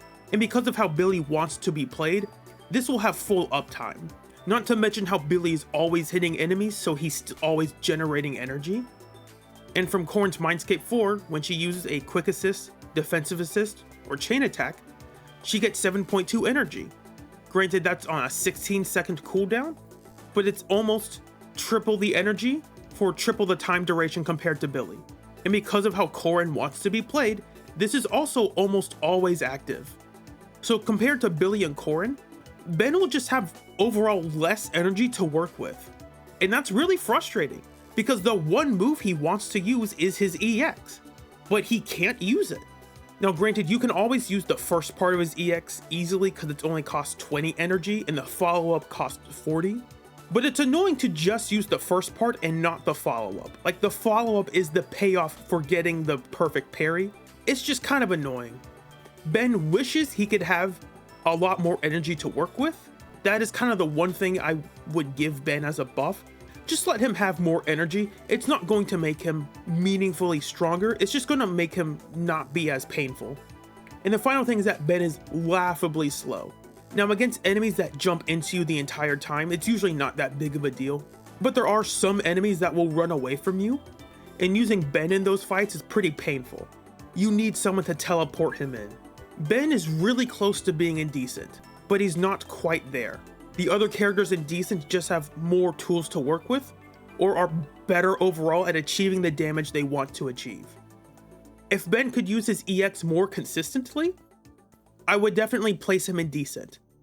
But because he can't, I don't think it's fair to put him there. Again, this is not because Ben can't deal damage. This is because Ben struggles to access his ideal damage game plan. If Ben could have infinite energy, yeah, I would easily bump him up. But that's not a realistic scenario, so Ben is down here. Up next is Anton, our first electric attacker, and Anton's decent. For those who didn't know, I was an Anton main when I first started playing. And the reason is because a lot of tier lists put Anton ahead of Billy. And because I was naive at the time and didn't know what I was doing, I believed them. And eventually I came to realize that those tier lists were just wrong. People didn't know what they were talking about. So I still like Anton, but he's also bad. For those wondering why we have B rank W engines but not B rank engines, the answer is that we do have a B rank agent. It's Anton when he's not in burst mode. Now, is Anton actually bad? No. Well, maybe. Kinda depends. The main gimmick with Anton that I actually think is interesting is that he has no real EX. Instead of having an EX, Anton enters the burst mode state, which lets you spend energy to amplify most of your moves. Through this, Anton has access to some of the strongest damage multipliers in the game. At level 16, his quick assist has an 864.9% damage multiplier, and his dodge counter has a 1101.4% damage multiplier. Those are really high. Anton has some moves that are classified as pile driver attacks or drill attacks, and his core will buff his pile driver moves by 24% and his drill moves by 40%. Anton's additional is kind of weird. The short answer is that he increases shock damage against shocked enemies. When Anton crits 4 times in a row, his next attack will deal another instance of shock damage. So that means Anton kind of wants to fight shocked enemies. But you can ignore this additional if you want to. The other issue with Anton is that none of his mindscapes are actually that good. His mindscape 1 gives him a little bit of energy reback from his drill attacks. His mindscape 1 gives him a little bit of energy back after he uses a drill attack. Mindscape 2 gives him a shield while he's in the burst mode, but loses it when he exit burst mode, which is like the one time he would want to have a shield, whatever. Mindscape 4, again, buffs everyone's crit rate by 10% for 12 seconds when he chain attacks or ults. His Mindscape 6 is also not that good. When your pile driver attacks crit, your basics and dodge counters are buffed by up to 24%. That's okay, but that's not really what you want to see from a Mindscape 6. And because of that, I would argue his Mindscape 3 and 5 are actually the good ones, which is actually more beneficial for how Anton is actually played. So as you can see, Anton has insane damage potential, but that's the issue. That's a good potential, but can Anton reach that potential? The answer is no. No, he can't. Not by himself. Anton runs out of energy way too quickly if he's left on field. And if you're not careful, you can also run out of energy if you're using him as a burst DPS. And this is because Anton exits his burst mode when his energy reaches 0. However, if Anton does not use a dash attack, basic 1, basic 2, or basic 4, he will stay in the burst state. There's a trick players have used where you miss the first 2 hits of your basic so you can hit them with your basic 3. Because your basic 3 is a drill attack, it's getting the energy refund from Mindscape 1 so you're not exiting burst mode. I don't know if his basic 3 works at Mindscape 0, I have not tested it, but your Anton probably shouldn't be at Mindscape 0 anyway. What this means is that Anton can spam his dodge counters and quick assist and never leave the burst mode. And that's really good. Like, that's something that makes Anton pretty strong. However, this strategy is not really good. There's a reason why Anton's performance is heavily tied to Astra right now. It's because Astra's the only one who can really abuse his quick assists. And without Astra, Anton's performance drops substantially. Versus compare that to Billy or Ben or Corin. Those agents don't need Astra, Anton desperately wants Astra. If Anton could never run out of energy, I would say yeah, put him in good, put him in great even. But because Anton runs out of energy so easily, it's not a reliable strategy. Yes, you can just leave Anton on field and dodge counter everything. That's usable, but is that reliable? What do you do when the enemy stops doing anything? What about during stun? Can you dodge counter during stun? No. And because you've been sitting there doing a lot of these dodge counters, you now have no energy. And because of that, you'll use one basic and you exit the burst mode. Great job. Is that what Anton wants? No. Anton needs someone to make sure he doesn't leave the burst mode. So while he's not down here because he's lacking damage, Anton is indecent because he does not have a reliable way to access his damage. This next one is pretty tough. For Soukaku, I decided to place her at the very top of decent, but I wish I could bump her up to good. I really want to. For great or amazing players, she's definitely deserves to be in at least good. But because if you're just a good player, I don't know if she goes up in there. She's kind of tricky to use, and because of that, I'm just placing her in decent. But I would like to put her higher. Now, if you've never seen it, you might have heard the rumors of Soukaku DPS. Here's what Soukaku does. Imagine if 1.0 Ellen could give herself 1000 attack, 20% ice damage, reduce enemy ice resistance by 10%, gave herself 15% crit rate for 15 seconds after an ult, and buffed all of her basic damage by 45%. That's a laundry list of really good stuff. That's Soukaku. This is what Soukaku does. When Soukaku has her fly the flag buff, she buffs her next 6 basics to deal ice damage. At Mindscape 6, this increases to the next 12 basics or dash attacks, and that's also where you get the 45% damage buff. And because I left it off the support discussion, I'm saying it here. Soukaku has a surprising amount of ice buildup from her EX. And for those who don't know, freezing enemies not only pauses the enemy, it also pauses the current stun timer. So as long as an enemy stays frozen, you're also extending how long an enemy is stunned. Soukaku is one of the main reasons why Mono Ice is so powerful. To get the full power of her Fly the Flag buff, she needs to have 3 Vortex stacks, which she gets from her EX, or she can get by a 15% chance when she uses a basic or dash attack from her Mindscape 2. And when you have her Mindscape 1, your Fly the Flag buff will last for 30 seconds. And when you pass this buff along, you also refresh its duration. I didn't know this until testing this just recently. Soukaku has iframes on her basic 3. Soukaku has a stupidly high damage multiplier on her enhanced basic 3. 1208.9%. That is laughably high. And if you use Soukaku properly, Soukaku's dash attack into basics 2 and 3 are really quick. So you are going to get this basic 3 very quickly, and when you do, when she jumps into the air, she gets iframes for it. Hello? There's another agent that wishes they could have those kinds of iframes, and we'll get to them. But this is just insane.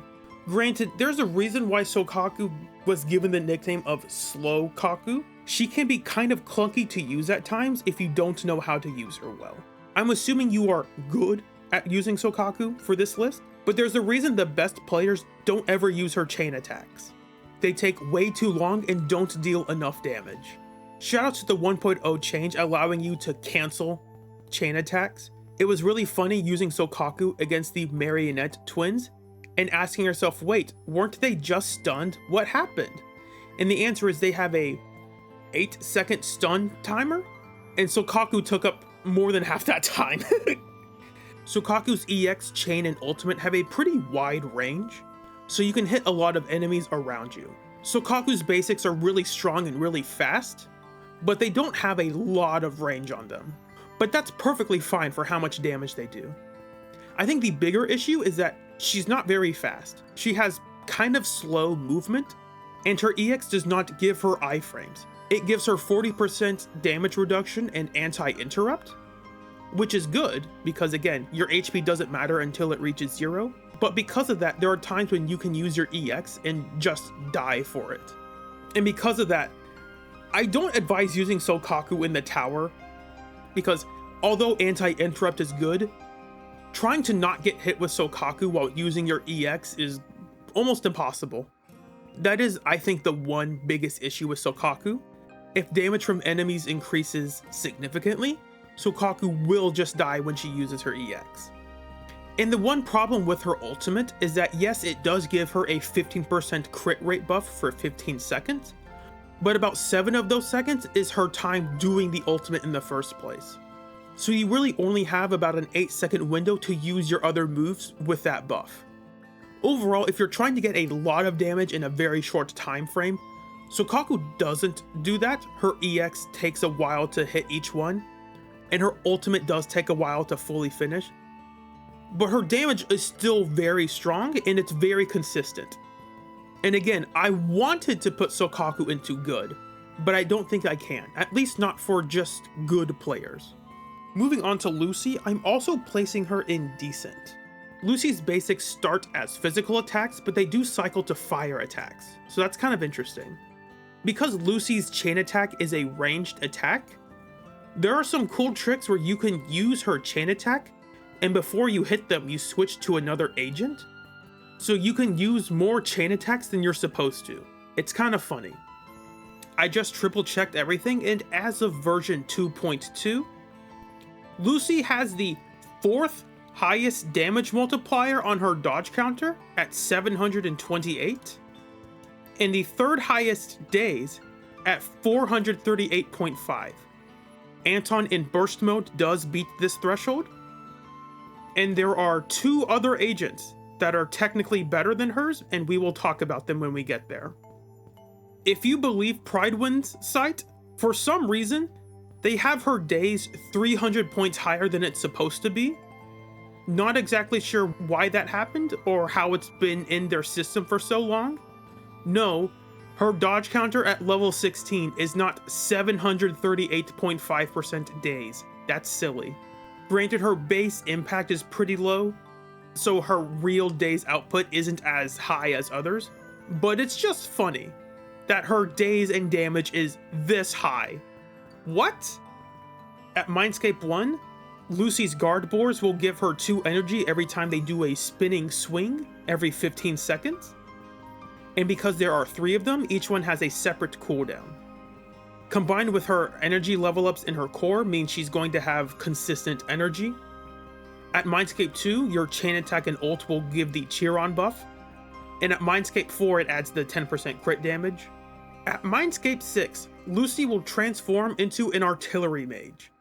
When teammates with the Chiron buff hit an enemy with an EX, Lucy will launch her guard boars from off screen and you'll deal damage. This also extends the duration of the buff by 5 seconds up to 3 times. This is pretty good, but it does rely on having a bit more specific partners to use their EX a lot, like Piper or Burnice.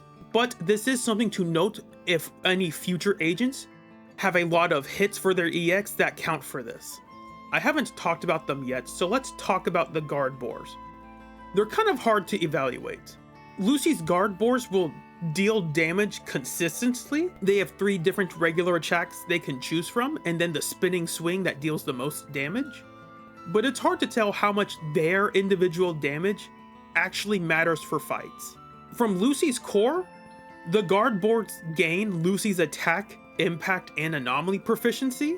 Her core will also double the value of the Chiron buff for them specifically, so they get a 1200 attack buff. I'm unsure if it also increases their crit damage. And that's important because her additional also gives the boars her crit rate and crit damage.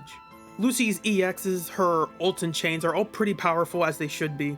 They're pretty strong, but also pretty standard damage-wise, so there's nothing really much to talk about there.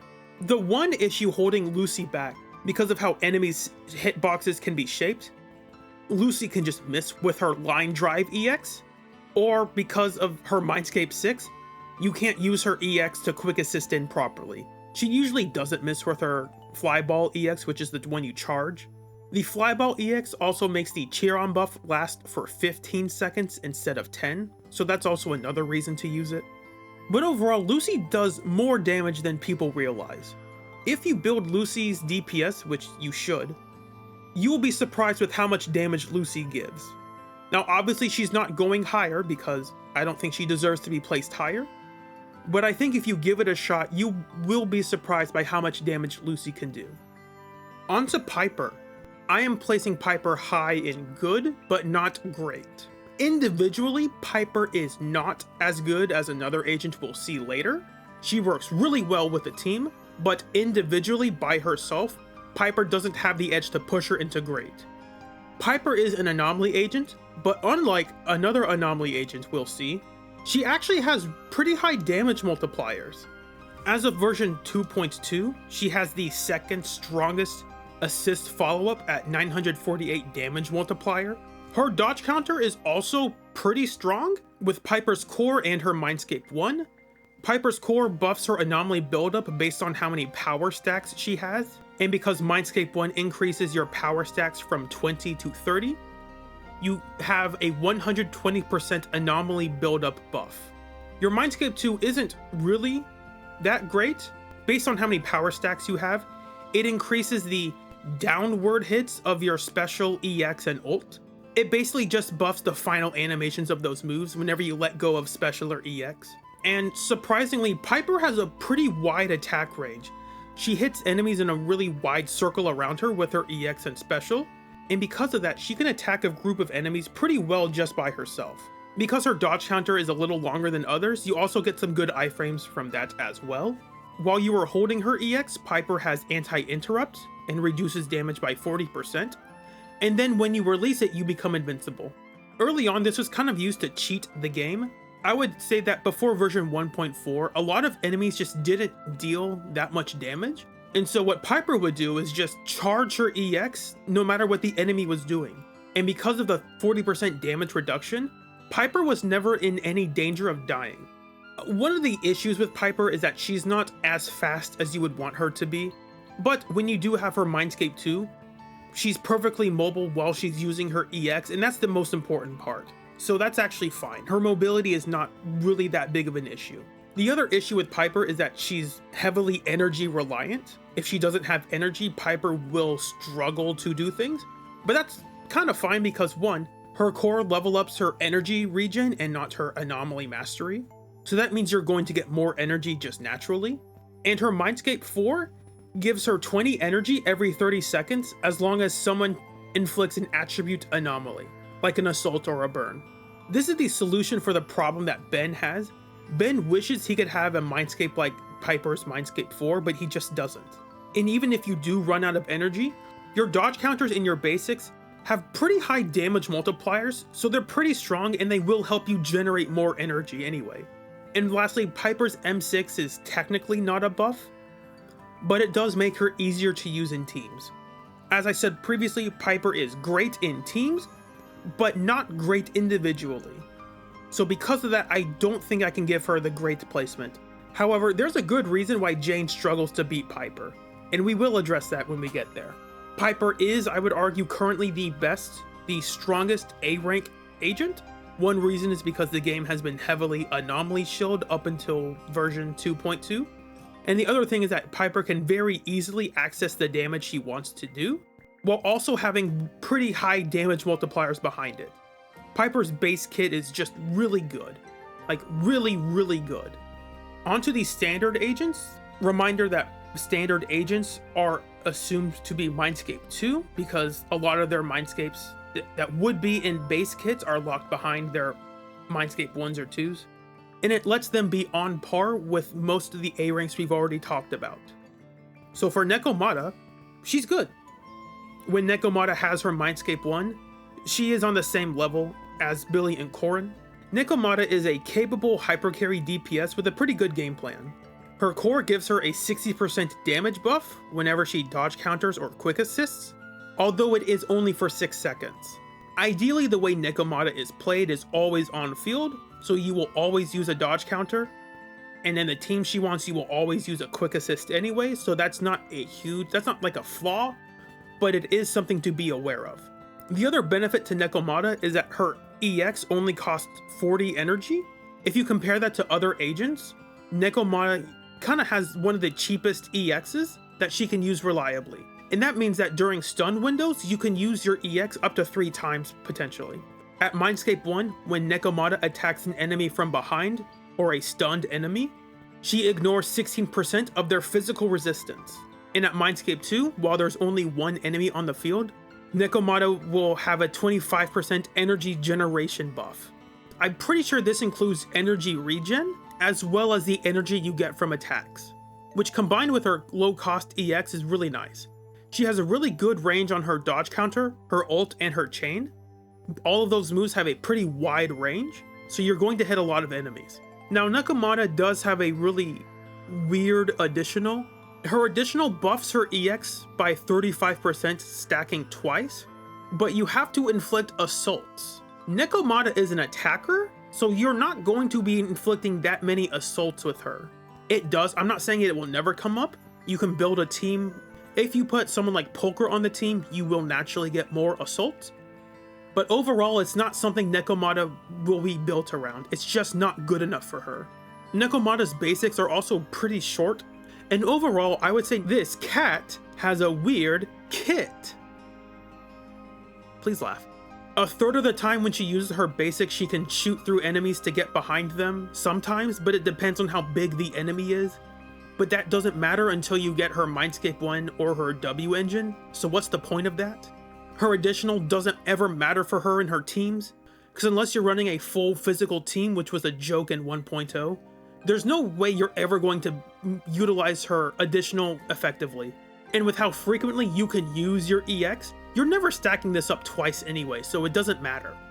Another issue is that you can't use your EX after a dodge counter or an ult, because you're too far away.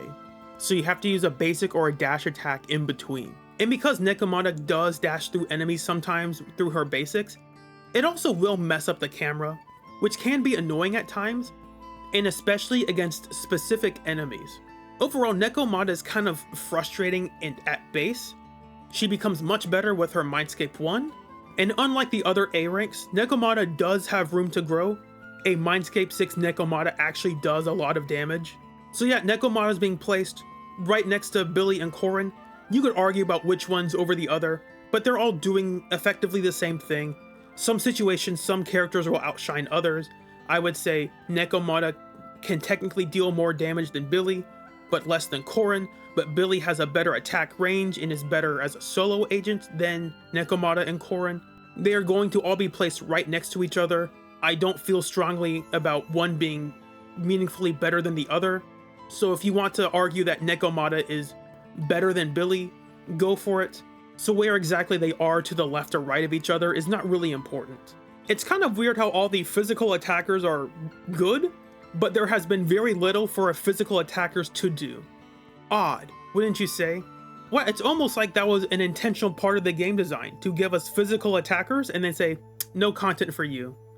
Anyway, that's neither here nor there. Moving on, Koleda! It pains me to say this. I'm also putting Koleda into weak, right next to Anby. There is an argument to put her into okay, but I don't know if I can do that. Koleda will stun really quickly compared to others, so that is something working towards her benefit, but there's not much besides that. Koleda's core buffs the days of her enhanced basic attacks by 60%, and her additional buffs chain attack damage while the enemy is stunned up to 70%. One thing many players have noted is that Koleda's dodge counter is really good. It has a lot of good iframes and a really high days and damage output. However, Koleda is not one of the agents that beats Lucy's dodge counter. I know that sounds wrong, but Koleda doesn't beat Lucy's days until she gets level 13, and she doesn't beat Lucy's damage until she gets level 14. But because of that, she requires her Mindscape 3. Why is Lucy's dodge counter technically stronger than Koleda's? I don't know, but that's just kind of funny. At Mindscape 1, when Koleda's using her basics, and she uses her shortcut special or EX, she will buff that move's days by 15%. And at Mindscape 2, When Koleda uses an EX, she will give herself 60 energy, which is the cost of an EX, and this triggers every 45 seconds. As I just mentioned, Koleda can shortcut her specials or EX, but it's technically a damage loss. That might sound odd, but when you use Koleda's EX does have a startup animation that deals damage, and while you're using your basics, you skip that startup. So on one hand, you could argue that's better because you're skipping the startup of her EX, but on the other hand, you're also skipping the damage and days from the startup of her EX. So when you see people play DPS Koleda, yes, you can shortcut her EX, but a lot of players don't bother doing it. And her EX is really quick and has good iframes to the point where you don't really need to shortcut it. Koleda's defensive assist is also pretty strong, and it helps bring her onto the field to use her dodge counters. Also, unlike another agent we will talk about very soon, her basic 4 is invincible. That adds a lot of pretty good iframes to her kit overall. One issue is that because a lot of Koleda's attacks have extended animations, some of your attacks are going to miss if the enemy is really fast. There are some enemies where this isn't really an issue, but it will pop up a few times when you go to use your basic 4 and the enemy just teleports away basically. I've said pretty much only good things about Koleda, so why is she down here in weak? And the answer is that a lot of her kit buffs her days output, but not her damage output. The only thing that buffs her damage is her additional, which is fine, but that's only for chain attacks, and Koleda's chain attack is not that strong. It's good, but it's not good enough to be the main identity of the character. Because Koleda has really high days, sometimes you stun enemies too quickly. For those who don't know, sometimes stunning enemies too quickly is bad. That sounds counterintuitive, but when you stun too quickly, you can oftentimes not have the energy you would want for your EXs, or the decibels you would want for your ultimates. And at that point, it's like, well, if I had just waited 2 seconds to stun the enemy, I would have dealt more damage. So there are times when stunning slower can lead to a DPS increase because it aligns with your decibels and your energy generation. Obviously, Koleda's damage becomes a lot better when she gets more Mindscapes. Her Mindscape 4 and Mindscape 6 pretty much are designed to buff her damage only. When you do have those, I would very easily promote her into at least decent, but if she only has her Mindscape 2, she doesn't deal the damage you think she should. It's just kind of sad. Koleda's another one I wish I could put higher, but I don't think I can in good conscience. She just doesn't have the damage in her kit to justify it. Now on to Grace. Grace I am placing in okay. There is an argument for decent. I don't know if I agree with it right now. From Grace's core, when she has 8 stacks of her zap thingy, her core will buff her special and EX anomaly buildup by 130%. And her additional buffs shock damage by 18% stacking twice, after she uses an EX. Grace's mobility is incredible. Grace can dance around enemies really easily. In the hands of an amazing Grace player, you're almost untouchable. Grace's attack combos are really satisfying to watch in the hands of someone who's really good. You can't escape me! I'll chase you to the ends of the earth! But most players don't know how to do that, and that's partly because of something I'll address a little later. Grace also has one of the best lines of text in any kit. Quote, while Grace is launching basic attacks, her basic attack combo will not be interrupted by her special attacks, EX special attacks, dodge, dash attacks, or dodge counter. That is one of the best lines of text any DPS could have, and it's on Grace. Her basic 4 also has iframes on it, which is kind of funny. Her Mindscape 1 gives everyone up to 2 energy when she uses her basic 4, and as mentioned before, Grace's Mindscape 2 will reduce enemy electric resistance and anomaly buildup resistance by 8.5% for 8 seconds. Altogether, Grace is the shocker! If you want really fast shocks, Grace is your girl. These are all the really good things about Grace. Now let's talk about the problems. Grace's overall damage multipliers are just awful. If you take a couple seconds and compare them to Piper's, it's just sad. A lot of her damage multipliers are just really low for some reason. I don't know why. Her dodge counter is incredibly weak even though she wants to use it. Her basic attacks are incredibly weak even though she wants to use them. Her special and EX are incredibly weak even though she wants to use them. It's kind of unfair that Grace has access to all these cool mobility tools, but none of it matters because her damage is terrible. And because her kit is designed to enable shocks quickly, it means she's a lot weaker against neutral enemies. And again, I'm assuming we're facing neutral content for this, just to keep things consistent, to prevent any shilling issues and specifically favored matchups. But here's the argument for why that's actually fine. You can argue that Grace is the weakest member of the best class in the game.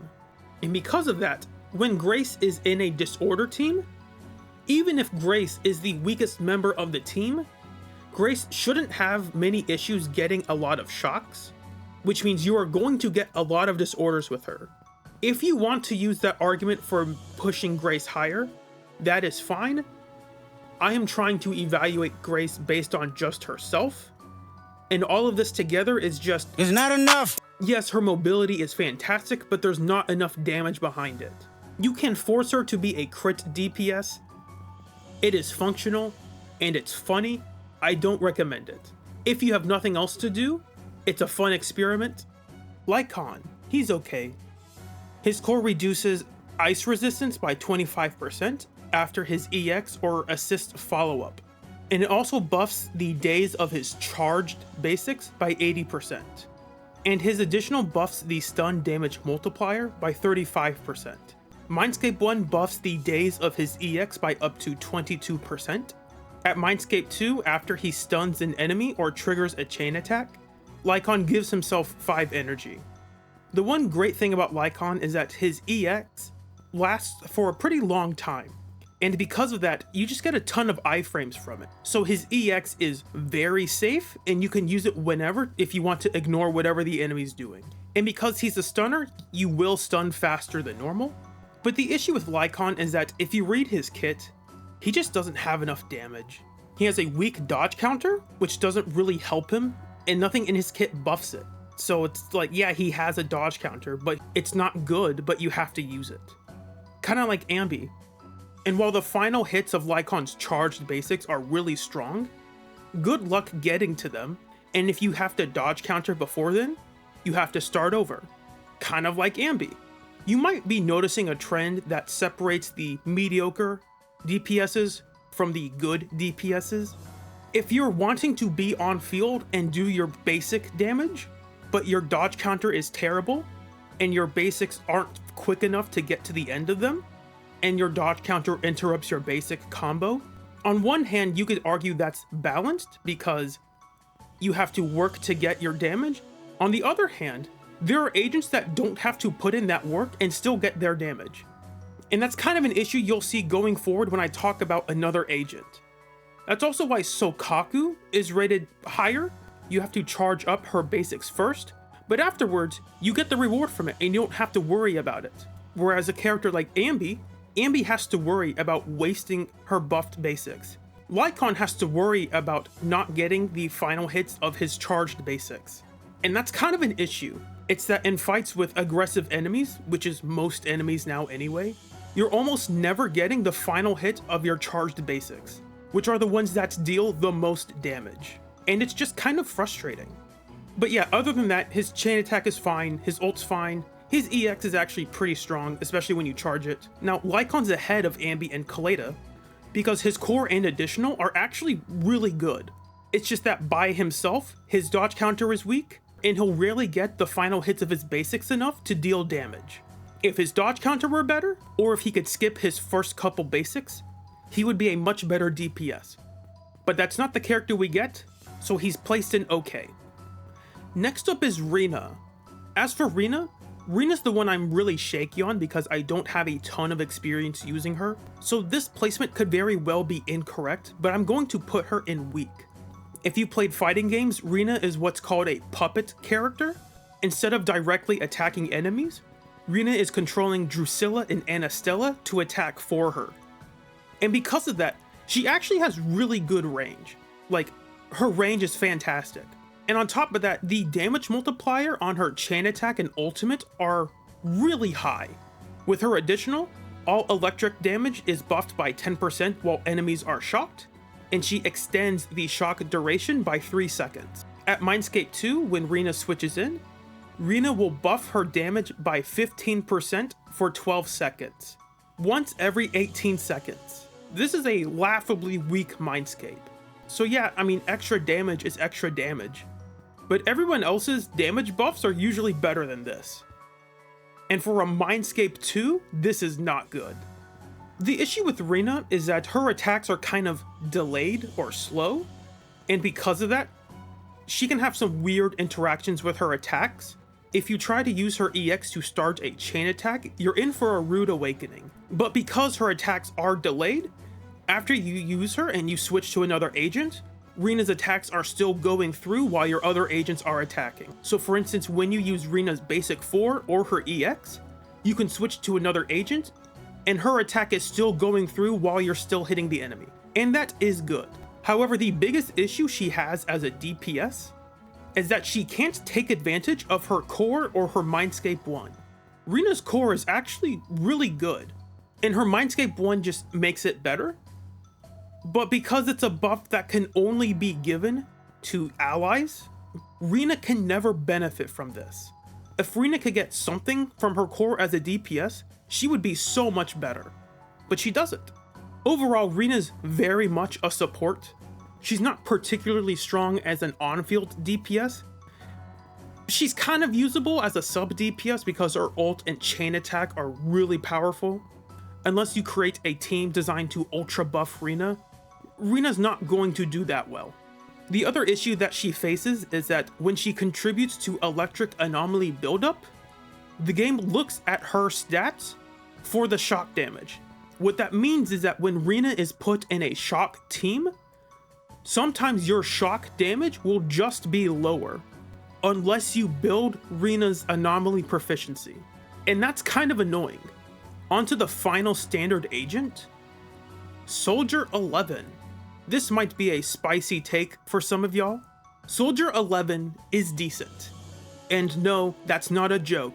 She is weaker than Soukaku. Soldier 11's ideal game plan is to use her basic attack as much as possible. And to that end, her fire suppression basics are pretty powerful, and they're buffed a lot by her core with a 70% damage buff. Add to that her additional, which gives her 10% fire damage, and in total 32.5% fire damage while the enemy is stunned. Unlike Anby or Soukaku, Soldier 11 doesn't really have charges she needs to have her these enhanced basics. She just needs to time the attack from her basics to use them. Now, Soldier 11 can cheat this timing when she uses an EX, ultimate, or chain attack. After she uses those moves, the next 8 basic attacks or dash attacks will be fire suppressions. But the plus side is because you can always just time your fire suppressions, it's okay if you don't get all of your fire suppressions that you would want immediately.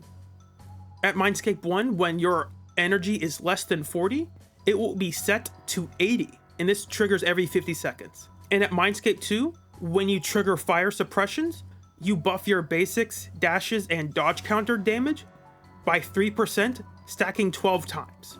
These stacks last 15 seconds and they're calculated separately. But for Soldier 11's ideal game plan, you'll pretty much always have this up, if you can get to her ideal game plan. And that leads to Soldier 11's biggest issue. A lot of the power of her kit is concentrated into her fire suppression basics. Can Soldier 11 access these basics? On one hand, I just gave the answer, yes, of course she can, because all you have to do is time the attack. So of course you can always get these basics.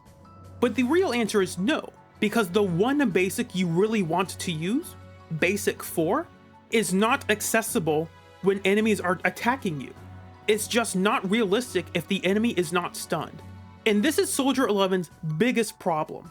Soldier 11 is very basic reliant, but her basics are incredibly unsafe. Recall the line of text from Grace's kit. Soldier 11 would kill for that text. That would make her incredible, but she doesn't get it. Instead, Soldier 11 needs her Mindscape 4 to get what others have for free. At Mindscape 4, your basic 4 becomes invincible, which means you don't have to worry about getting hit during the move, and that also means you don't have to dodge counter.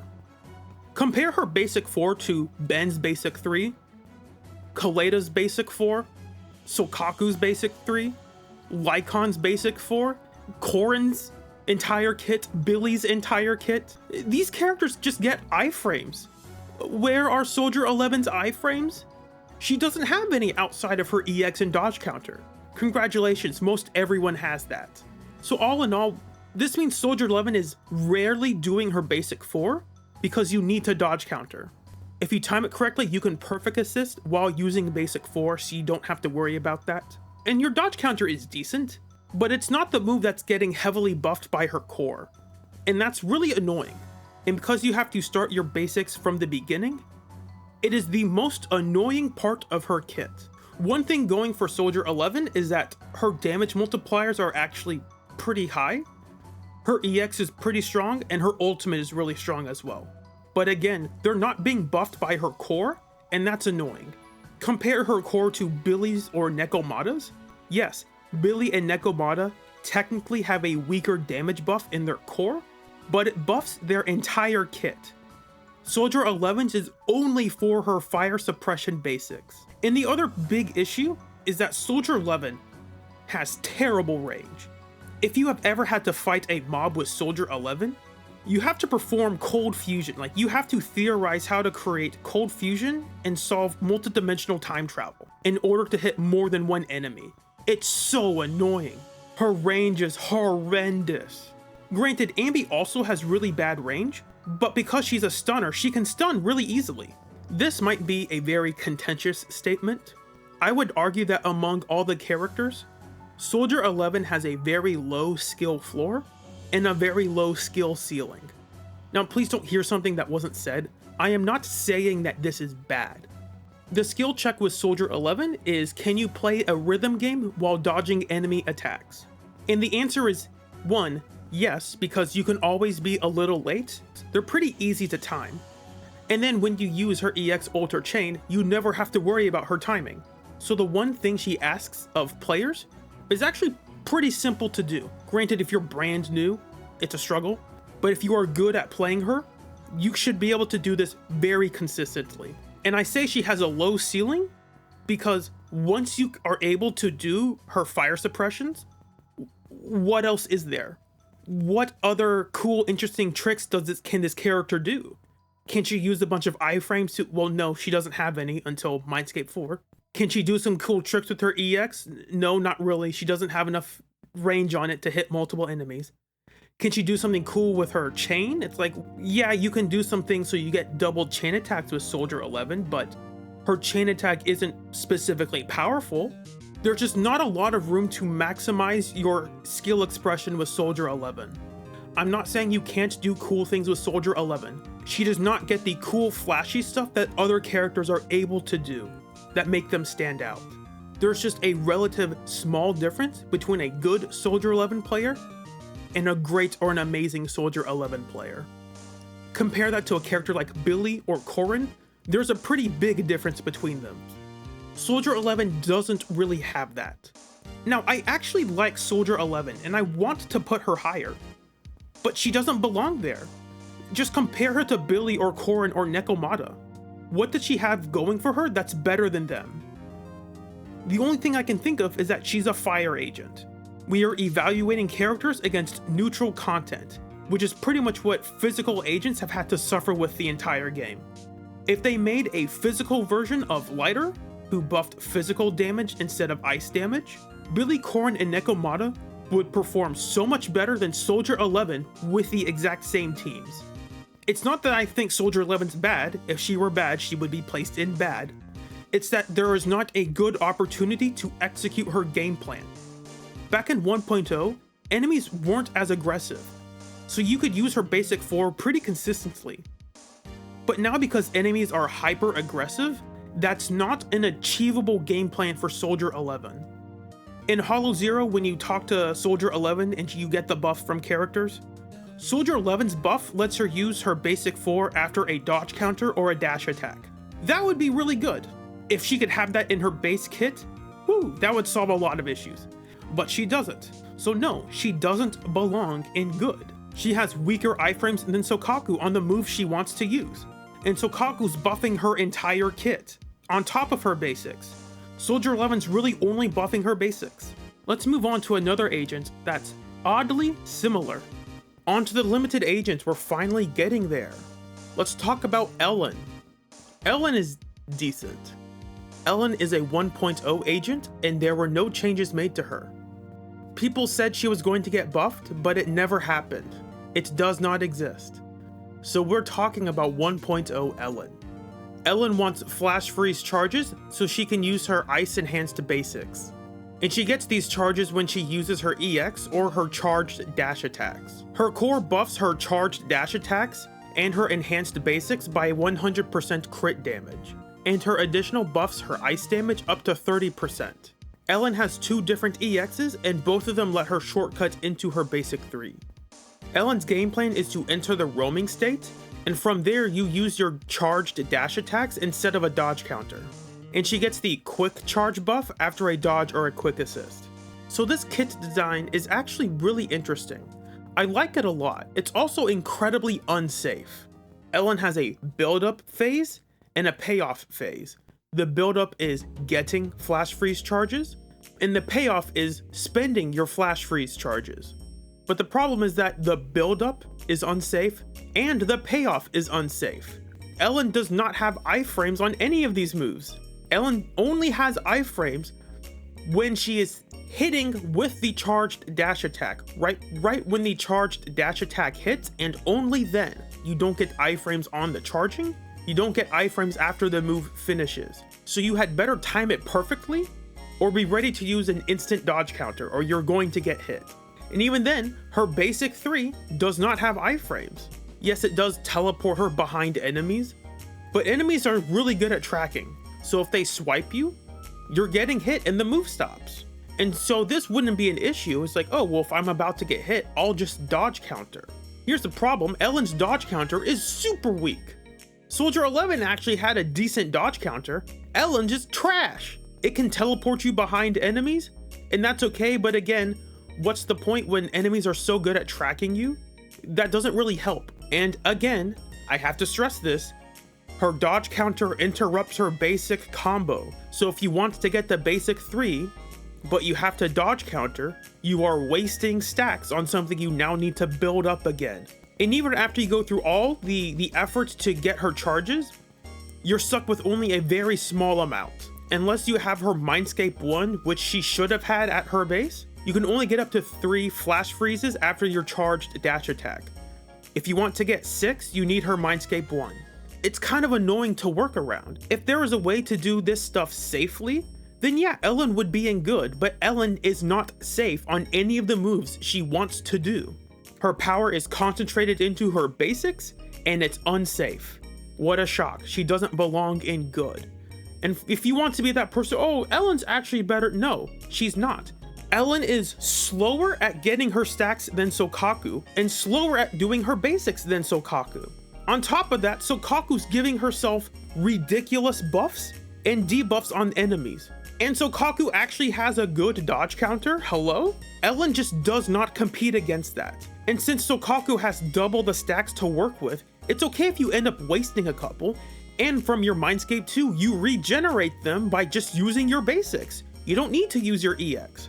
Ellen has to use her charged dash attacks if she wants to use her flash freezes. Yes, you can use your EX, and that's perfectly fine, but Ellen doesn't have the energy to use that move consistently.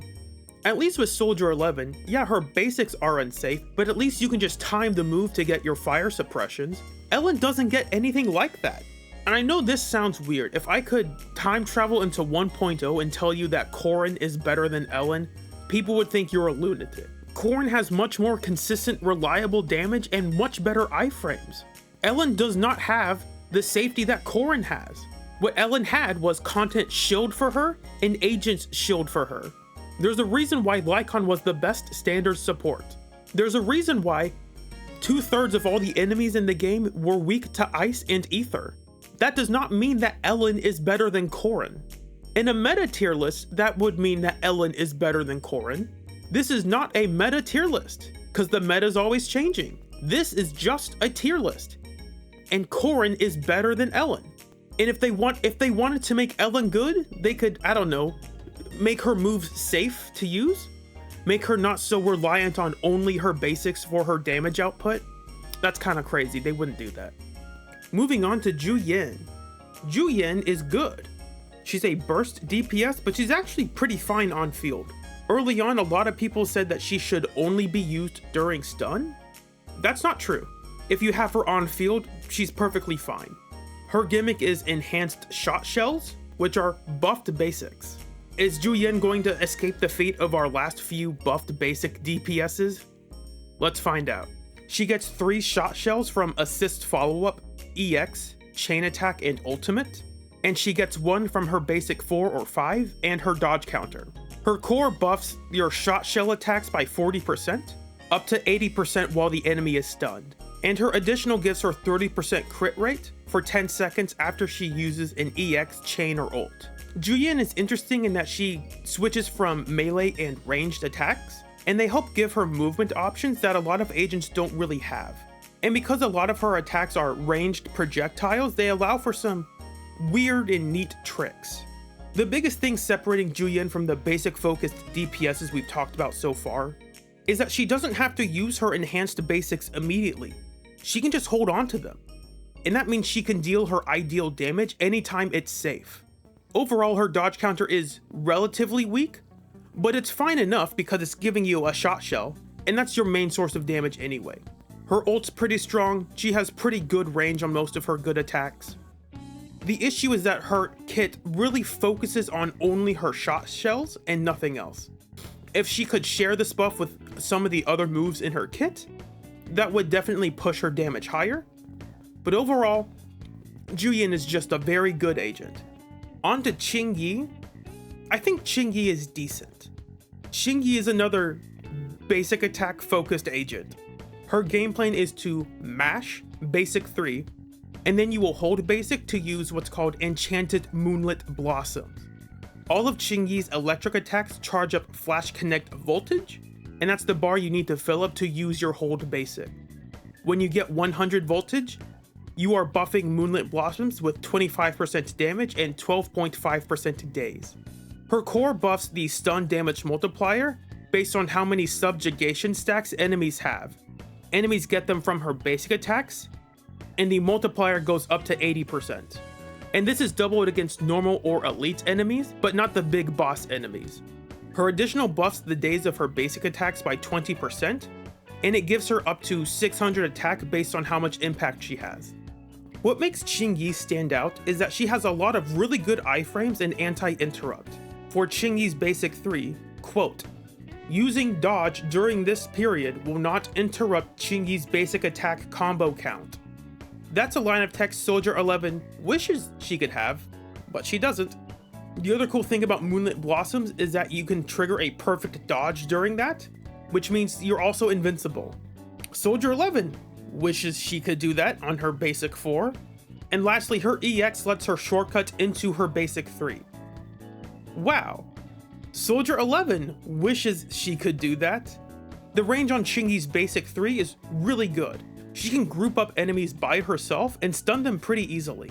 Another thing about Qingyi that's kind of neat is that she buffs her chain attack based on how many stacks of subjugation the enemy has. For bosses that can get up to 20 stacks, that's a 60% damage buff, and against normal or elite enemies, that's a 120% damage buff.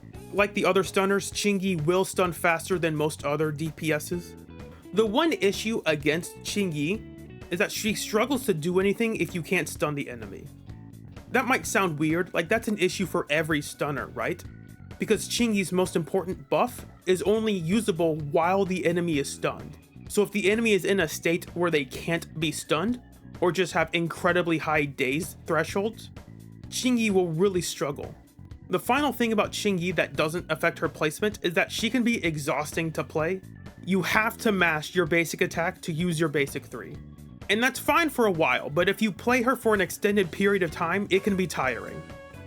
Up next is Jane. I would say that Jane is great, but just barely. Jane is a hyper carry anomaly agent. Jane wants to be on field the whole time. From her core, when you inflict an assault, you have a 40% chance for that assault to crit.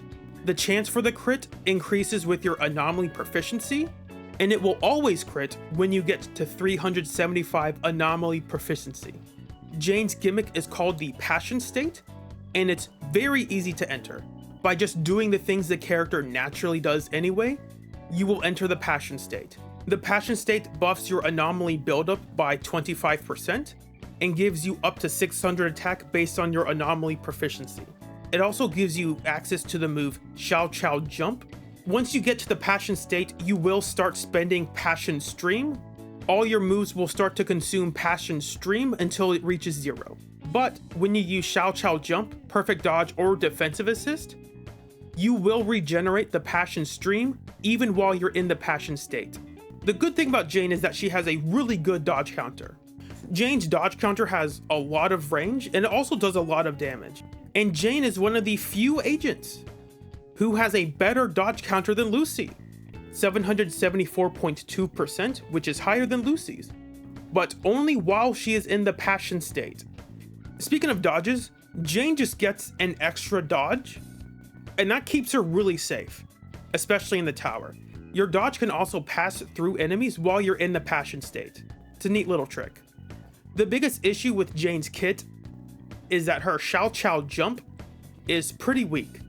It's a move that makes you spin around in one place to deal damage and anomaly buildup, but it keeps you stuck in one place, and the move has a really short range, so you can miss very frequently. Which kind of begs the question, you are building up your Passion State for this Xiao Qiao Jump move, but the move is not good. So what's the point in using it? Kit-wise, I think that's the only flaw that Jane has. The other flaws she has are more about her class and her teams and not really about her specifically. Like I said before, I think individually, Jane is better than Piper. She's a hypercarry DPS and she's better at that than Piper. The problem is that a hypercarry anomaly agent is not very good. Anomaly agents kind of need to share field time and do things together to get the damage they want. Jane does not like sharing field time with anyone. And because of that, she does not synergize with anomaly agents as well compared to Piper. The asterisk is there because we will talk about that later. Hypercarry Anomaly was only good on Jane's release because there was an enemy who would disorder himself after any anomaly. Disorders are just too good to pass up, which is why a Hypercarry Jane team is not really good. So what this means in general gameplay is that Jane doesn't actually perform better than Piper. Jane is arguably weaker than Piper in teams. We're not going to delve into that in this video, but it is interesting to talk about. Up next is Seth. This one's tough for me. I'm placing him at the very bottom of decent, but he's arguably okay. I'm not quite sure. As mentioned before, Seth is an anomaly buffer, so his core and his additional are designed to buff anomalies. His core gives him a 3000 HP shield, which is buffed to 3300 at Mindscape 1. And that shield gives 100 anomaly proficiency for 25 seconds. And at Mindscape 1, that buff is extended for another 10 seconds after you lose the shield. And his additional debuffs enemies' anomaly buildup resistance by 20% for 20 seconds. Seth's gimmick is his resolve, which he uses for a charged basic. To use a charged basic, you need 75% resolve, and conveniently, you get 75% resolve from your EX chain or ultimate. And you also get 25% from a defensive assist. Mindscape 2 buffs the anomaly buildup of his charged basic by 35%. Mindscape 4 increases the days of his defensive assists by 25%. And at Mindscape 6, the finishing move of your charged basic will deal additional damage equal to 500% of your attack, is guaranteed to crit, and gets a 60% crit damage buff. This is a really strong Mindscape 6 for support. Granted, because he's so reliant on this Mindscape 6 for this DPS listing, if you don't have it, I would not recommend you use him as a DPS. So Seth's game plan is that he wants to charge up his basic and use his EX, and that's about it. It's pretty straightforward, but it gets the job done. Seth can also charge up his EX, which will increase the damage in days, and it also will interrupt some enemies, as if it were an ultimate. Sometimes this charged EX is really useful against enemies, and sometimes it doesn't do anything. So it's a toss-up whether or not this will help improve some runs. Unfortunately, Seth can shortcut the charging time for his EX after a quick assist follow-up, dodge counter, chain attack, and ultimate. And the rest of his kit is kind of underwhelming. He has a pretty weak dodge counter, and his regular basics are also really weak. He also suffers from really extended animations.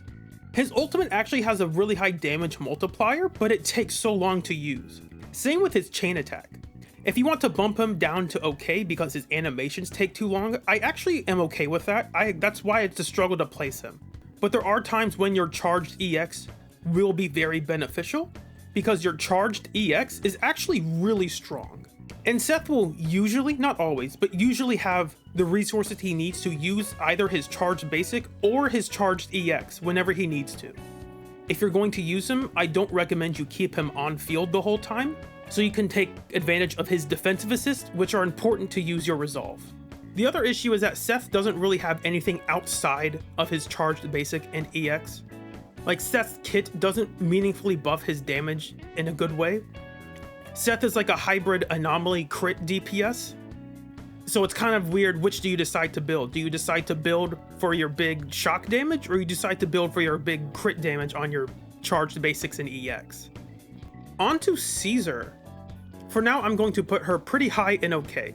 She's missing just a little bit to be placed in decent. Caesar's core gives her 1000 attack and a giant shield, and her additional debuffs enemies, so they'll take 25% more damage.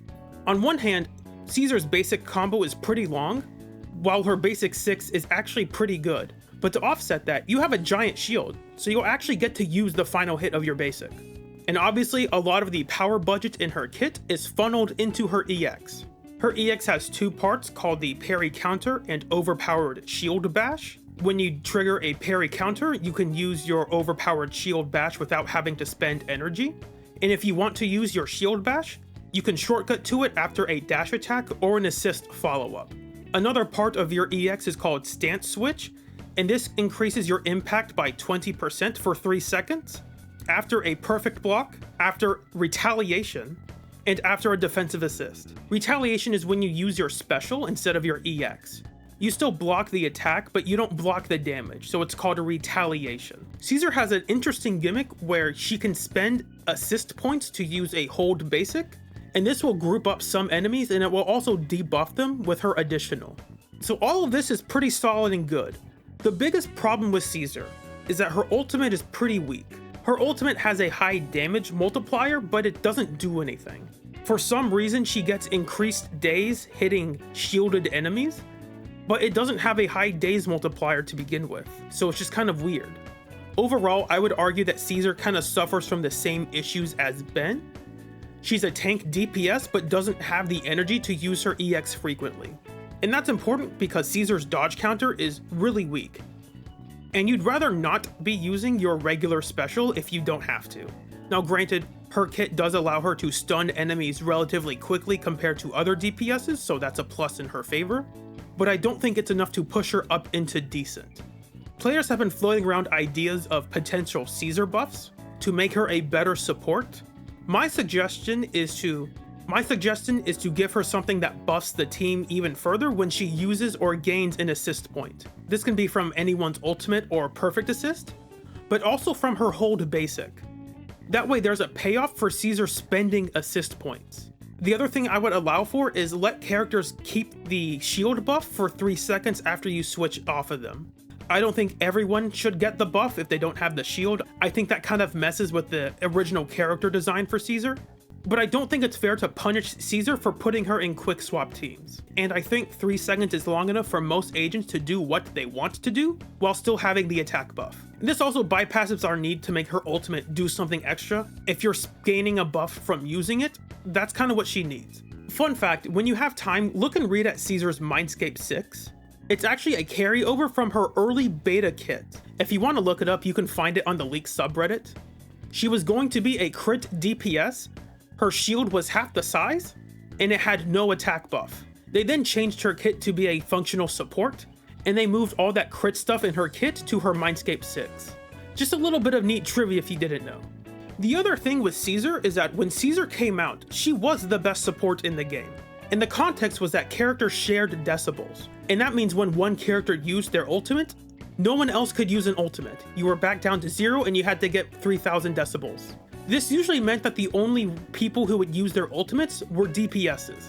And because of that, Caesar having an underwhelming ultimate didn't really change anything about her because you were never going to use it. And since 1.4, when everyone got separate decibel values, that is one of the other issues where Caesar started to fall off.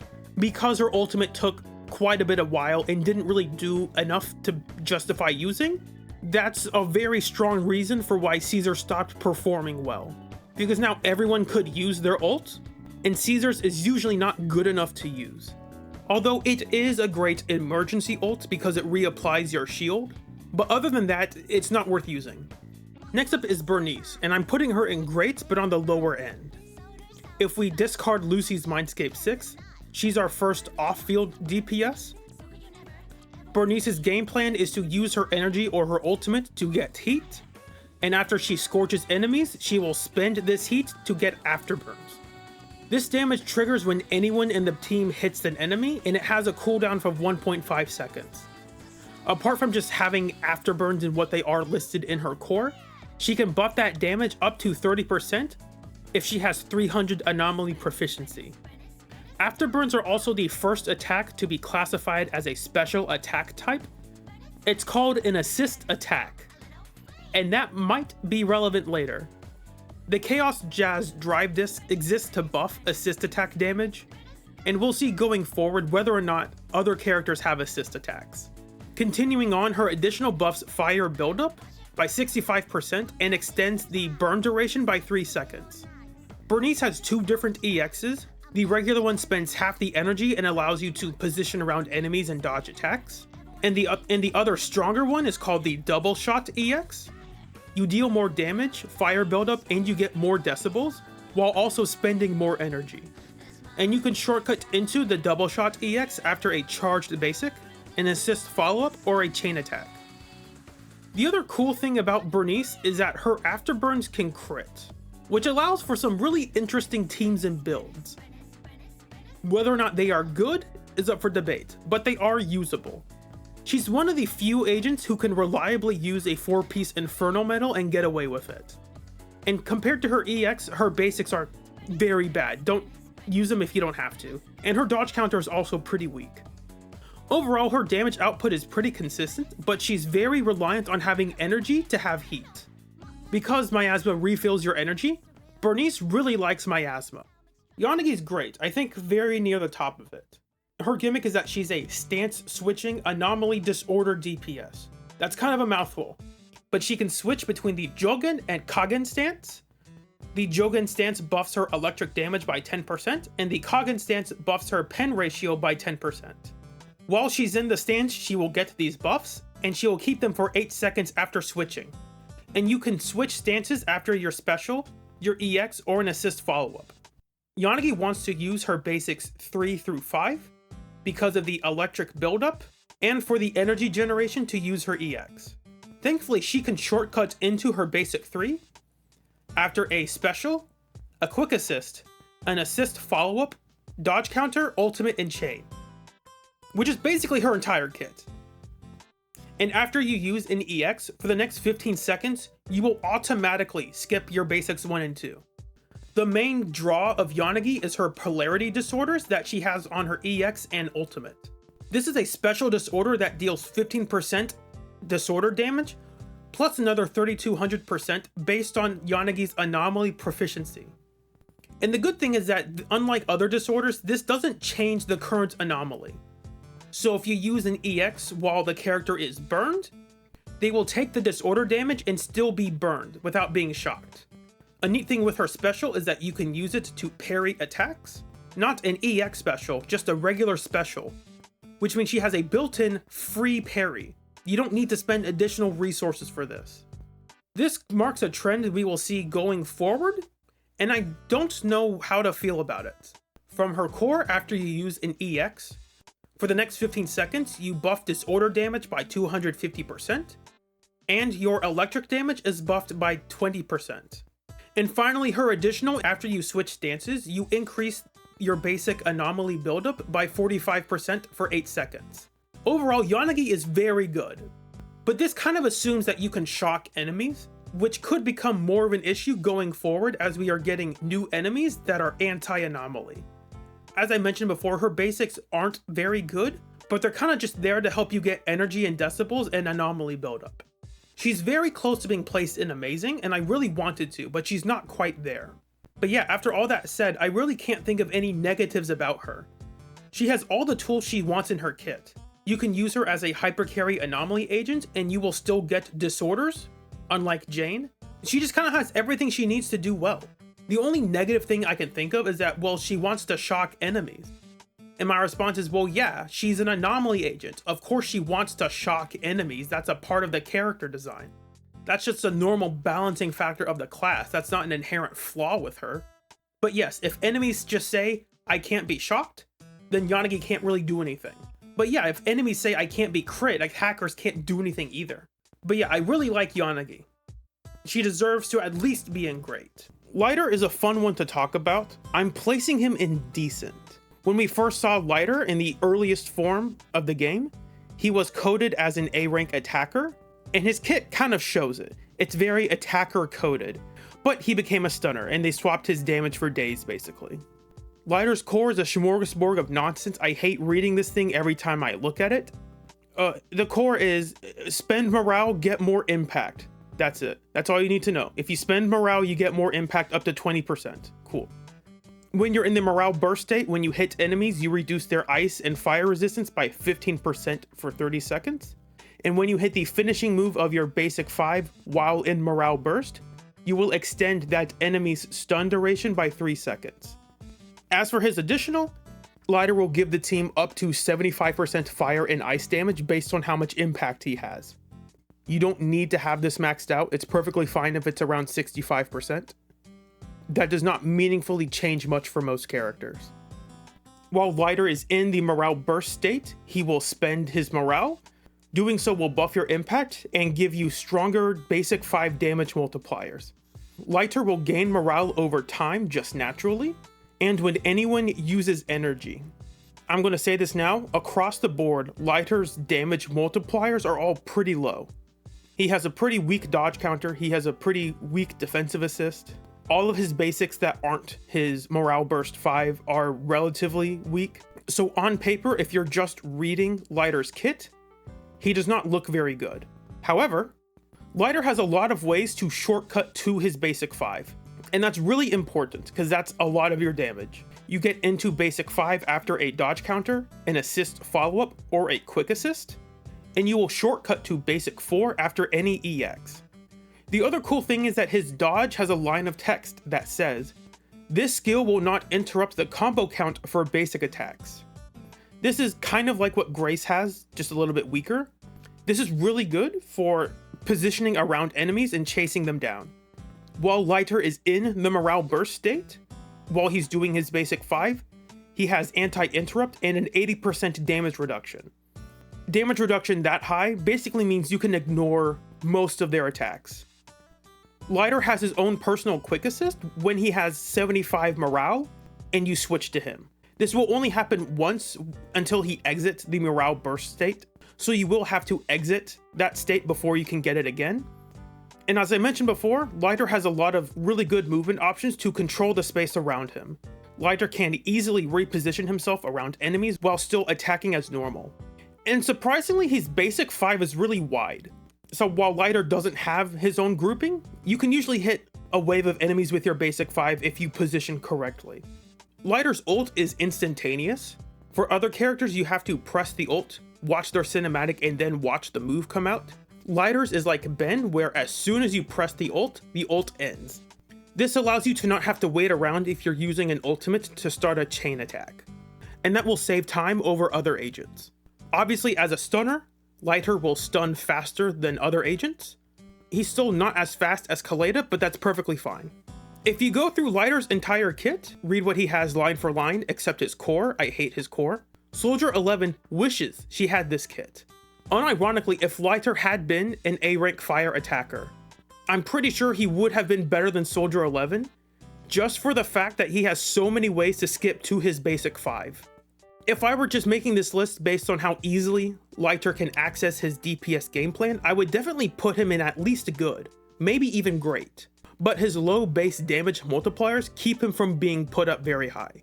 Now, Lighter does benefit a lot from the buffs that he gives himself, and that's why he's indecent. Harumasa and Miyabi technically released at the same time, but Harumasa was marketed first, technically. It doesn't matter, I'm using Harumasa first. I am placing, with a heavy heart, I am placing Harumasa in decent. But not because he does not deal damage. I want to make that very clear. Harumasa does a lot of damage. That's not why he's being placed in decent. Because Harumasa does a ton of damage when you're playing him at an amazing level. Unfortunately, this is based on good gameplay. And for Harumasa, that's a tricky subject to talk about. Harumasa is incredibly skill intensive to the point where I'm not sure what exactly qualifies as good gameplay. Does good gameplay involve manual chains? Like, do I place Harumasa higher because you can do more stuff with manual chains? I didn't do it for the other agents thus far. Does Harumasa deserve that special treatment? I don't think he should. If you are playing Harumasa, I'm assuming that you at least understand how to use his auto chain attacks, right? I'm assuming you know how to use him to some degree. And if you have manual chain attacks turned on, I will assume that you don't make too many mistakes. And I say too many because you are going to make mistakes with Harumasa. It's inevitable. Harumasa is a burst DPS, and he's not really good anywhere else. If you've ever used Harumasa on field, you know how painful it is. Most of Harumasa's power is budgeted into his awakened dash attacks. This is what his primary kit interacts with, and it's also the focus of his gimmick, which we will talk about right now. Harumasa unfortunately has a word salad kit.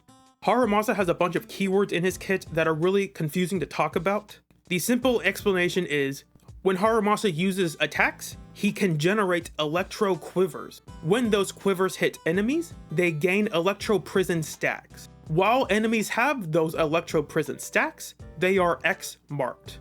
That's the simplest way to explain that. Generate resource to generate another resource and mark enemies. That's it. That's all you need to know.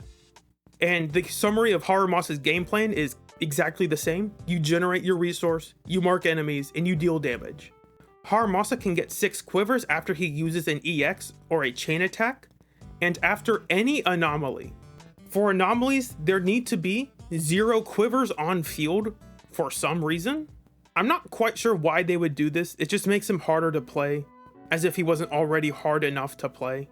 You also get 2 quivers after your basic 5, and this is buffed up to 6 the first time it's used after you use a chain attack. Enemies can have up to 8 electro prison marks. So while you can only generate 6 quivers, enemies can have up to 8 marks. It's kind of weird.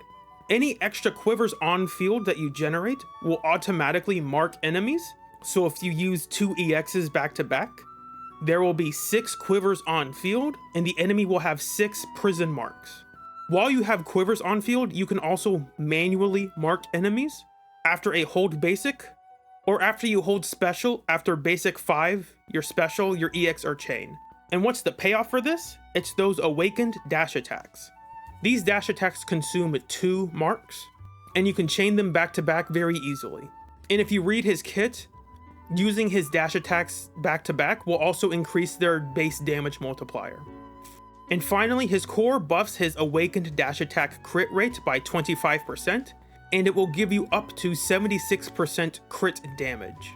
And your additional buffs your damage by 40% as long as the enemy is stunned or has an anomaly. Also during this time, your hold basic or your hold special will add an additional 2 marks to enemies. So if there are 6 quivers on field and you use your hold basic, you will get 8 marks. So overall, as you can see, his kit leaves room for a lot of misplays, and that is just going to happen. When you see the best runs from Harumasa players, You can look at them and say, oh wow, look at how good they are. You are not watching how many times they've had to restart the run. And because of that, naturally using Harumasa will take longer than other characters. And I know that sounds weird, but when you are using Harumasa, you are likely going to have to restart fights more frequently because you messed up. Should I use that to dock real-time points against Harumasa? I don't know if I should, so I don't think I'm taking away points for that specifically. I don't know if that's quite fair, but I do want to point it out that if you are looking for the fastest agents in the game, Harumasa is technically not. The mistakes you can make with Harumasa means he's usually slower even if you get faster times.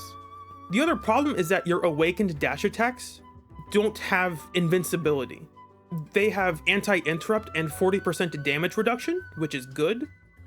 But the problem is if the enemy is still moving and you try to use your dash attacks, you can easily just die. The other problem with Harumasa is that he has stuff in his kit to work with anomaly teams, but he is a third wheel in non-shock anomaly teams. If you read all of the anomaly teams we currently have, the only one that really wants to be in his team is Grace. And that's because she is the shock DPS that doesn't deal a lot of damage. Everyone else would rather be in an anomaly team. And Harumasa's here like, hey, can I join the group? And they say no. Does Piper want Harumasa? No. Does Burnice want Harumasa? No. Does Jane want Harumasa? No. Do Miyabi and Yanagi want Harumasa? Harumasa likes Yanagi and Miyabi, but they don't care about Harumasa. They would rather be paired with someone else who will actually help them. And that's kind of the issue with Harumasa. Harumasa does not have an anomaly partner outside of Grace that really like him. And to wrap this up, this is the final nail in the coffin. Does Harumasa have a way to access his damage output easily? And the answer is no. Harumasa desperately needs someone to stun the enemy or get an anomaly for him to start working. Either that or fight a boss that will just immediately stun themselves. And in this way, I am saying that Harumasa is similar to Anton. They are both really powerful burst DPSs, but don't have a way to access that power by themselves. They desperately need someone else so they can do it. Caveat, if this was a tier list, like a meta tier list based on near perfect gameplay, I would have no issue putting Harumasa in great. But that's not realistic. The best Harumasa players cannot play him consistently perfectly. And because of that, I think there are too many roadblocks preventing Harumasa from accessing the damage he wants to do for good players. Now, if you have the perfect synergy for Harumasa, absolutely he performs better. But this tier list is not based on perfect synergies. This tier list is based on just Harumasa. And Harumasa by himself does not stack up well. Alright, you knew this was coming. It's the Void Hunter! She is currently the best individual DPS in the game. I will go into that detail later. The short answer is that if this were a meta tier list, Miyabi would not be here. But before we get into that, why is Miyabi the best? Miyabi is the culmination of everything a crit DPS would want, with everything an anomaly DPS would want. And because of that, it's really hard to make a bad Miyabi team. Miyabi can be simple to use if you want to, while also having a very high skill ceiling. Miyabi's main gimmick is generating Fallen Frost stacks. She can generate 2 of them after any EX, and if you have her additional, you will get them after a disorder.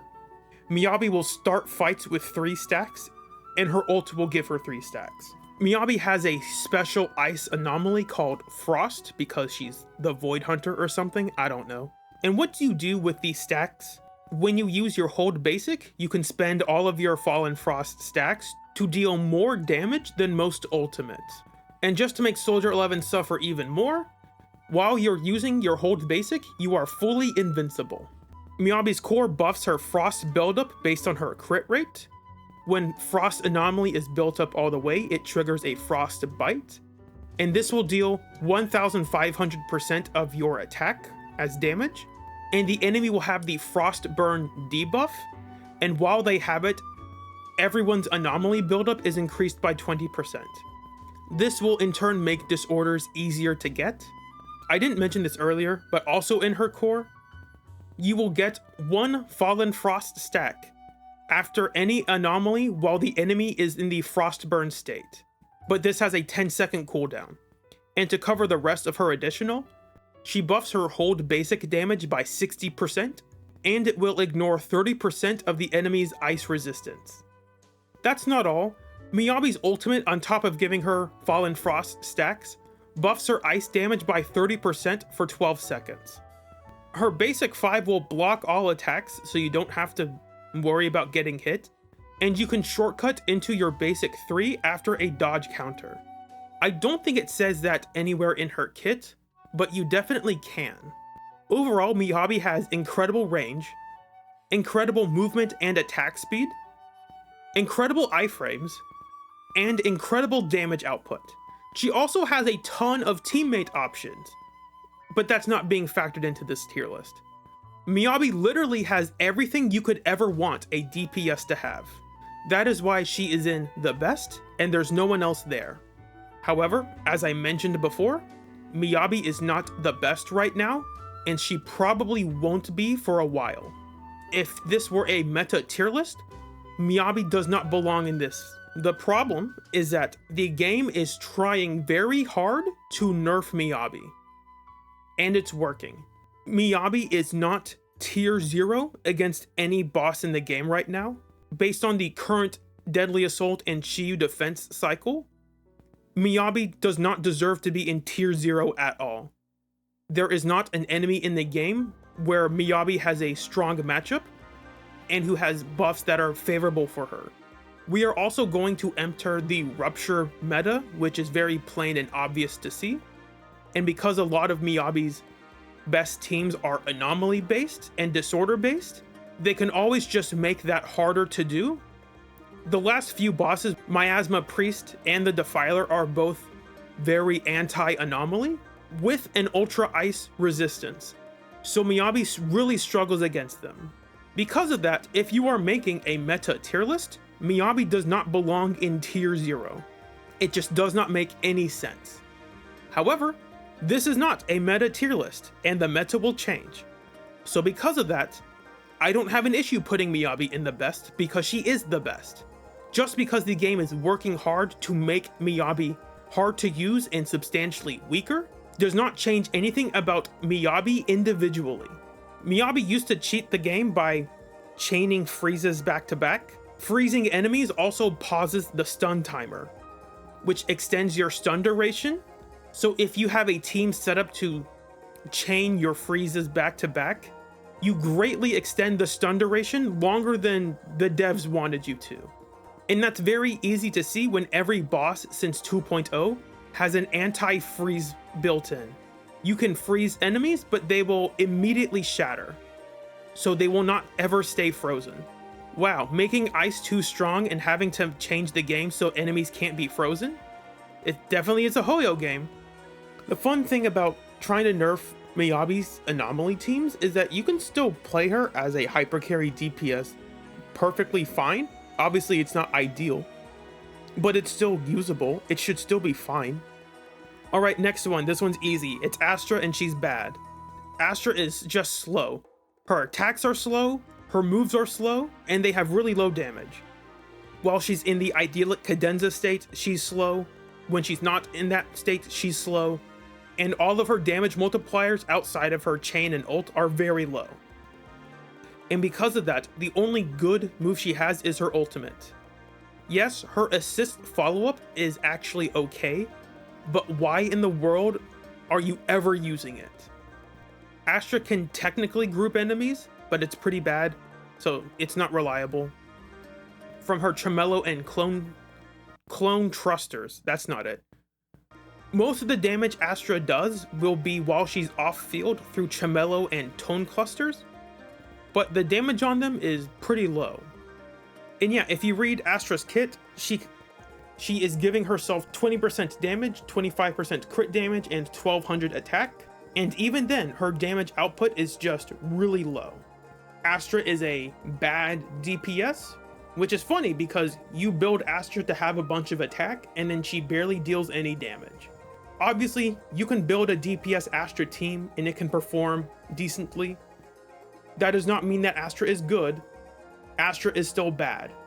Please play literally anyone else as your DPS. Alright, next up is Evelyn, and she's great. I could just stop right there and move on. Y'all probably know she's great, she belongs here. But we will sit back and talk about this. Evelyn is a chain attack focused DPS and has her own way to access chain attacks. Great. Her core gives her 25% crit rate. Her core gives her 25% crit rate while she's in the binding seal state, and she will automatically attack enemies with her special when she switches off field.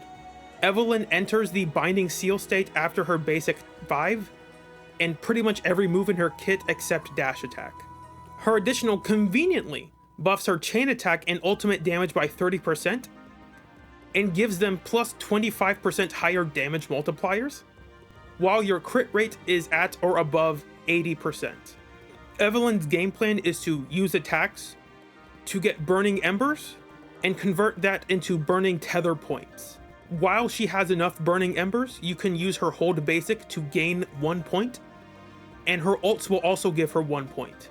While she has 3 of these burning tether points, her hold basic will start her personal chain attack. Anytime after she uses her first ultimate, she can use her hold basic chain attack by only spending 2 tether points. And that's pretty strong. She also has a unique dodge baked into her special and EX. Doing this instead of dodge counter will give you more burning embers. Overall, Evelyn has really good range on her best attacks, and she has great damage accessibility on top of either really good iframes or very strong anti-interrupt.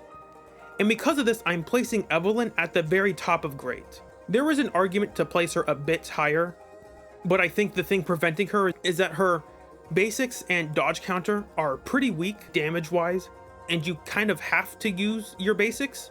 And yeah, you can try to cheat the dodge counter by using your special, but there's a chance you miss because you don't have as many iframes, and you can get hit for a lot because of it. So her special isn't safe while her EX is. Also, while you use her hold basic chain attack, she can still take damage. But if you are in the tower and you try to use this carelessly, you will absolutely die.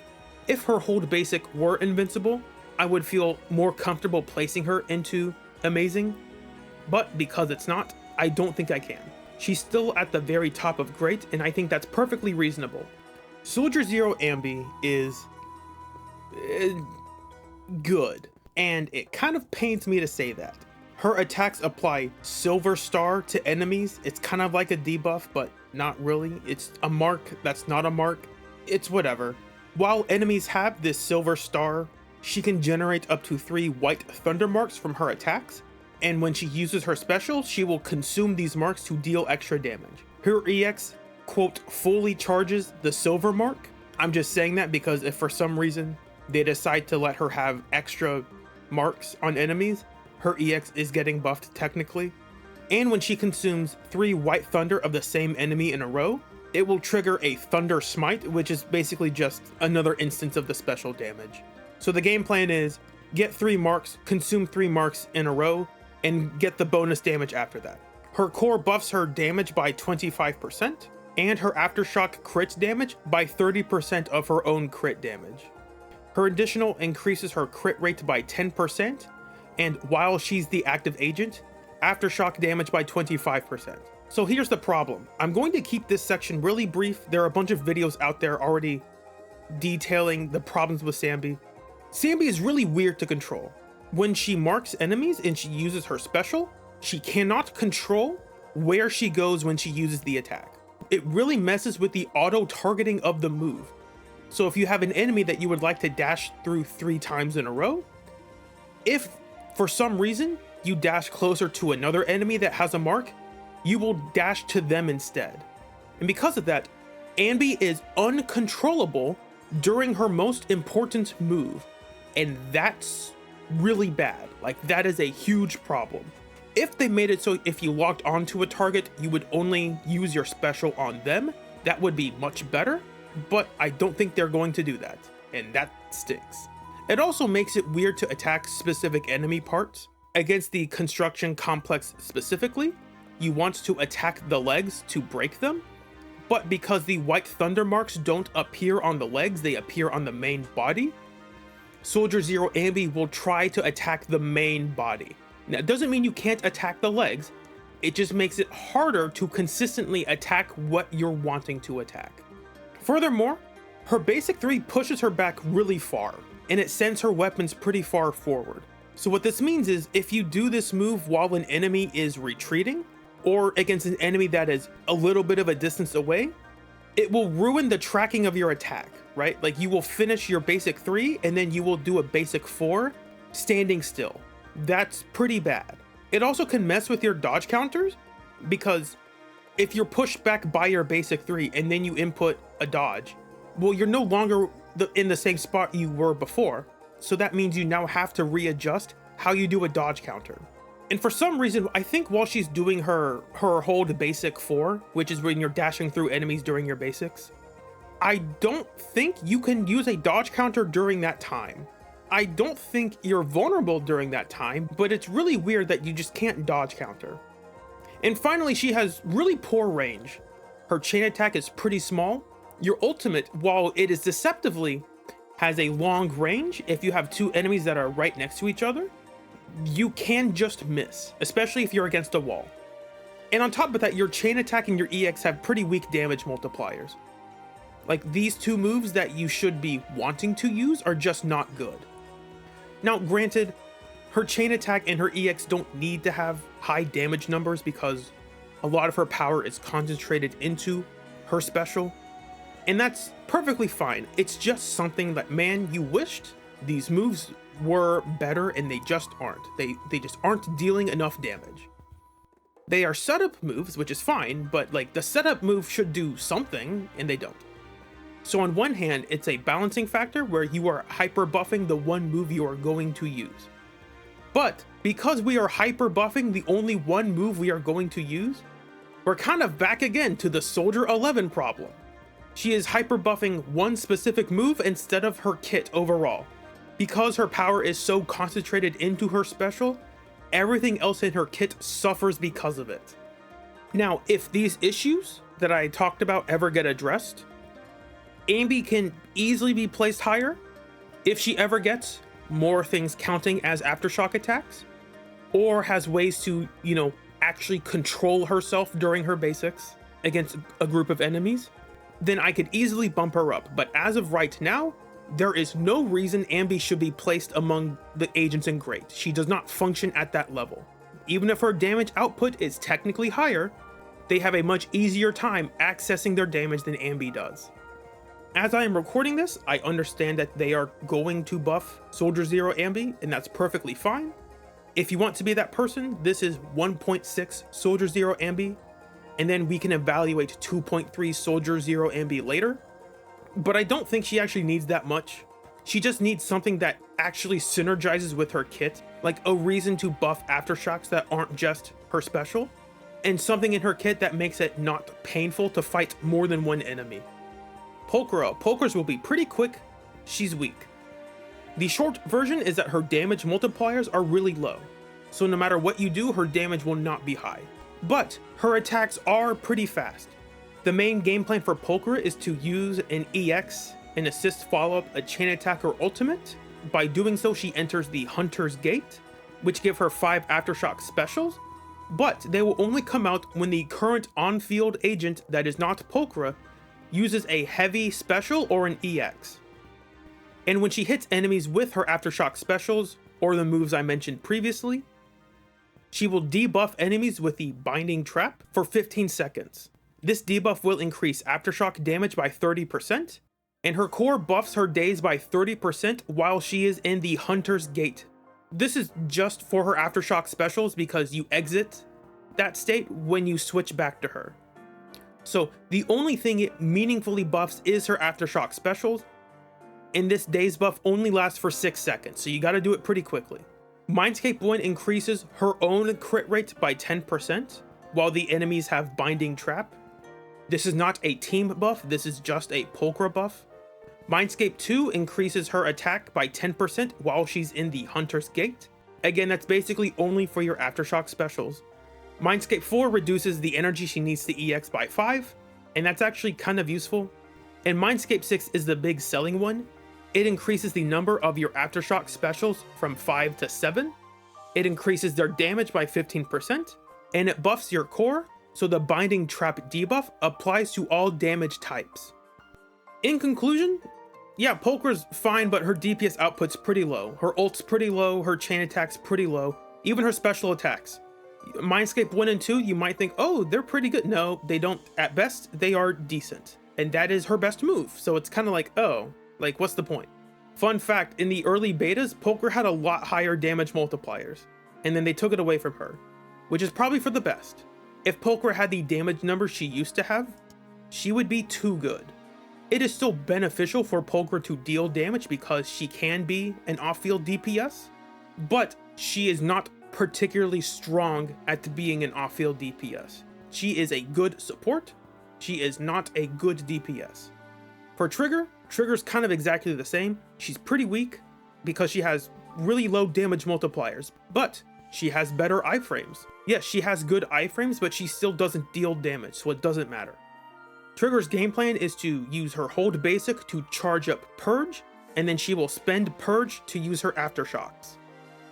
When the active agent, who isn't Trigger, hits the enemy with anything, Trigger will use her Harmonizing Shot Aftershock, and this has a 3-second cooldown. Trigger will use a stronger Aftershock if your teammate uses a heavy EX, an assist follow-up, or an ultimate, but you can only do this twice within 20 seconds.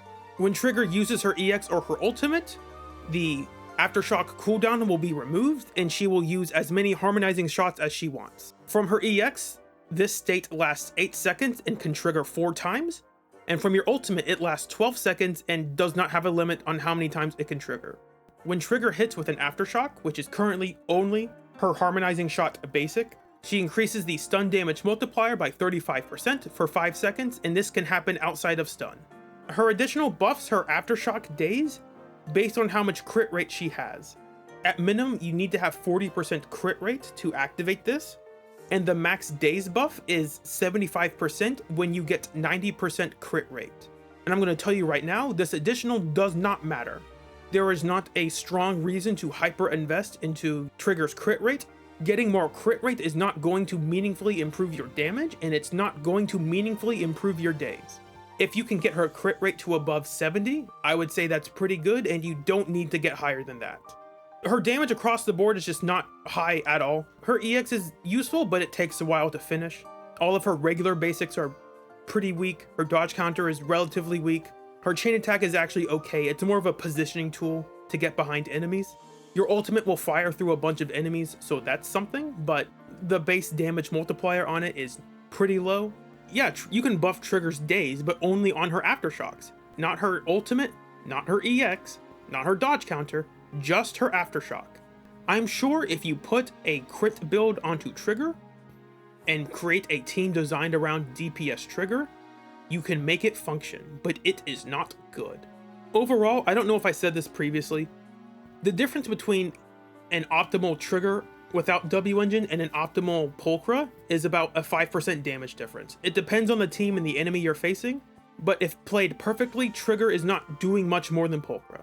Granted, it's easier to misplay with Pulchra if you switch her in at the wrong time, and Trigger doesn't have to worry about that.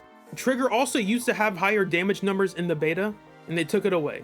I'm saying that is probably a good thing for the health of the game, but it was a bad thing for Soldier Zero Anby, because Soldier Zero Anby came out and said, I buff Aftershocks, and then we got Pulchra and Trigger, neither of whom did any meaningful amount of damage, even with their Aftershocks.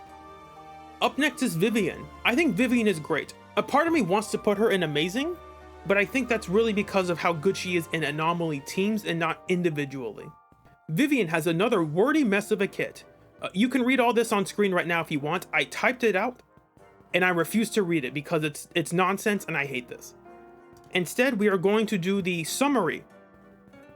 The Vivian summary is, you gain points, and then you convert those points into other points, and then things go bloom.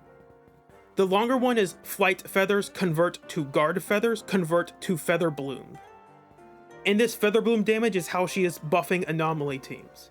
I'm not going to give these specific numbers because they're all pretty boring to read. When your Feather Bloom hits an enemy under an anomaly, it will trigger a bloom, which deals damage based on the current anomaly, and for every 10 points of anomaly proficiency you have.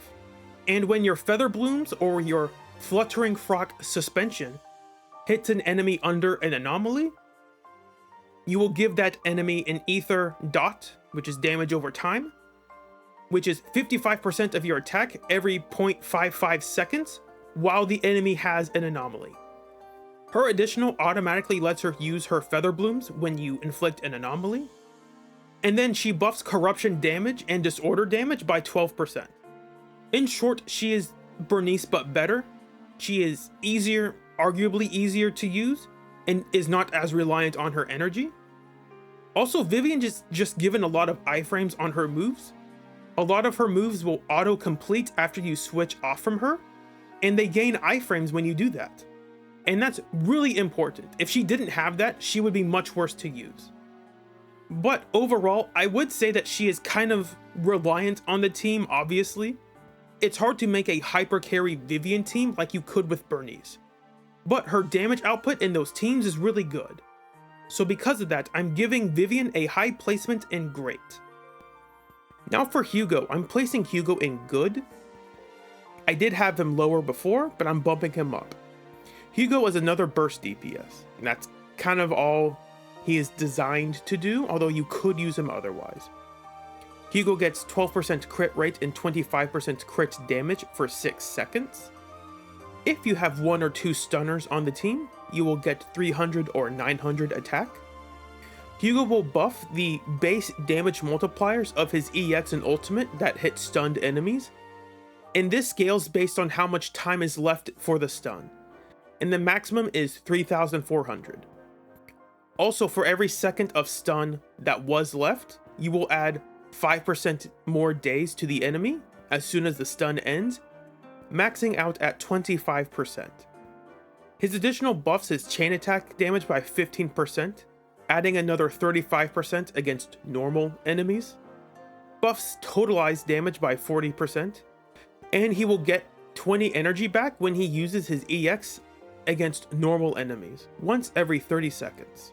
The thing about Hugo is that Hugo could be played on field, but no one does it, unless you have like a Mindscape for Hugo or something, or a very specific team built for him. There's not a real reason to use him as an on-field DPS, and that's kind of a shame. Obviously, from his kit, his power is concentrated into the totalized damage from his EX and his ultimate, and that stinks because Hugo technically has the highest damage multiplier dodge counter in the game. It's segmented into 3 separate hits, so that's why. And because of how you play Hugo, you will never use it. And I think that's just a waste. You can also shortcut to basic 4 after a dodge counter, which you're never really doing, an assist follow-up, which you're rarely ever doing, and your ultimate, which is the only time you will use it. Like, yeah, Hugo can shortcut his attacks, but like you never use those attacks, so who cares? I just think it's unfortunate. Hugo can also use these optional charge shots against enemies after a lot of his attacks. Again, because of how Hugo is played as a burst DPS, you will rarely see this. Why isn't Hugo being placed higher? Again, it boils down to, can Hugo access his damage by himself? And the answer is barely. Hugo desperately wants stunners to do most of the work for him. But unlike Anton and Harumasa, because you can play Hugo on field if you really wanted to, you do have an easier time outside of stun than you do with those other characters. However, the counter argument is that Anton and Harumasa have teams outside of turbo stun, and Hugo really doesn't, right? Like, you can, but why? And because Hugo is so burst focused, That's also his biggest downfall. If you are unable or are very slow about stunning enemies, then Hugo really struggles to do anything. This is very obvious in the tower and against enemies that enter a state where they can't be stunned. A lot of tier lists have Hugo really high. Like, I don't know why. Hugo isn't good against any of the matchups right now. It's like, yeah, you can use his best teams against them, but like, they're not better than other teams, so why is he rated so high? I don't get it. It's like, yeah, Anby and Nicole will work, but Hugo does not like that team. Onto Yixuan, I am putting her in amazing, but not for the reason you're probably thinking. If this were a meta tier list, you could argue that she should be placed in the best because we're about to add more rupture agents and supports to the game, and because of that, content will be designed to favor them, which means Yixuan will perform better than Miyabi. But again, this is not a meta tier list, so she doesn't belong there. As a rupture agent, she has a gimmick called Sheer Force, which scales off of her max HP, and Sheer Force is essentially 100% pen ratio but different. She does still get something from attack, but it's just not as much as HP. I know there are a bunch of players that got rid of HP percent drive discs because they thought they would never use them, and I know those players are probably regretting it. Also, as a rupture agent, she has adrenaline instead of energy. You will naturally recover adrenaline just like energy, and if you read through her kit, she will recover adrenaline over time after certain moves are used. Now, taking a step back a bit from the tier list, I don't know if this is inherently a good thing. Rupture is just clearly attack characters, but arguably better. For rupture agents so far that scale off of HP, they still get something for attack. They also can't benefit from pen or pen ratio, so that's a weird stat. And they also can't benefit from energy regen. And I think that was part of their way of forcing players to pull for new supports, because a lot of the supports give agents energy, and they made a class that just can't have energy. It's still energy, but it's just called something else, right? I don't know if I like that. On one hand, you could argue that's good for the game because it allows for more diverse new agents to do other things that aren't the exact same. And on the other hand, it's scummy because now you are incentivized to pull for newer agents because your older ones no longer work with these. And from a business perspective, this is wonderful because we can get more money. That's it. Now, as much as it sounds like I don't like Rupture, I still want Rupture to be fun. I don't want to dislike Rupture. I just hope it doesn't overshadow other classes, right? Like, I hope it doesn't overshadow attack and defense classes, because currently that's kind of what it does. Back to Yixuan, if you read through her kit, her buttons are in the wrong places. I've read through her kit multiple times and I don't have the patience to do it now. It's just a lot of words. It's just a lot of words that you will not care about. All you need to know is that you hold your basic attack to deal one of your EX specials, and you hold your dodge to deal one of your basic attacks. It's like, what? That's not right. Like, why didn't you map that to whatever? That's not really a complaint. I just think it's funny. And overall, Yixuan's game plan is to deal a bunch of damage from EX and ult, and she's really good at doing this because she has a lot of mobility, iframes, range on her attacks, and grouping with her attacks. And in case she wasn't special enough, we have to remind players that she is on level with the Void Hunters. She has her own unique ether anomaly called Auric Ink. I'm going to jump through her core pretty quickly because it's just a lot of words. 10% of her max HP is converted into sheer force damage, and that's she will gain some adrenaline after a perfect dodge or an anomaly. When she spends adrenaline, she will build up technique points. And when the technique point bar is filled, she will gain access to a second ultimate that does not take away decibels. She will also buff the vast majority of the damage in her kit by 60%. And when she uses her second ultimate, which allows her to use a one-time basic attack. From her additional, when anyone ults, she will recover adrenaline over 10 seconds. If she switched out with a perfect assist, she will automatically attack enemies. While enemies are stunned, she increases her EX damage by 30% and also buffs her crit damage by 40% for 15 seconds after she ults. She has a built-in parry when she presses her EX, and the follow-up essentially teleports her to enemies. It's kind of wild. Overall, Yixuan is just really powerful. And it's very clear that the new battle tower is custom built just for her. The one thing holding Yixuan back is that despite how strong she is still not as strong as Miyabi. I know that's weird if you read through her kit and look at all the stuff, but because she's so reliant on her adrenaline, there are times when you just won't have adrenaline and you can't do anything. She also just doesn't have the same build flexibility that Miyabi does. Right now, Yixuan kind of has to be in a hyper carry team because there isn't another option, compared to Miyabi, who functions very well in disorder teams and pretty good in hyper carry teams. Moving on to Pan. Pan is a bad DPS, don't use him. His only arguably good move is his EX and special, and that's because he becomes invulnerable when he's not the active agent, so he will still do his special attacks when you switch off. But those damage multipliers are not high at all, so is it good enough? No. Pan suffers from a similar issue that Rina does. He can't benefit from his core.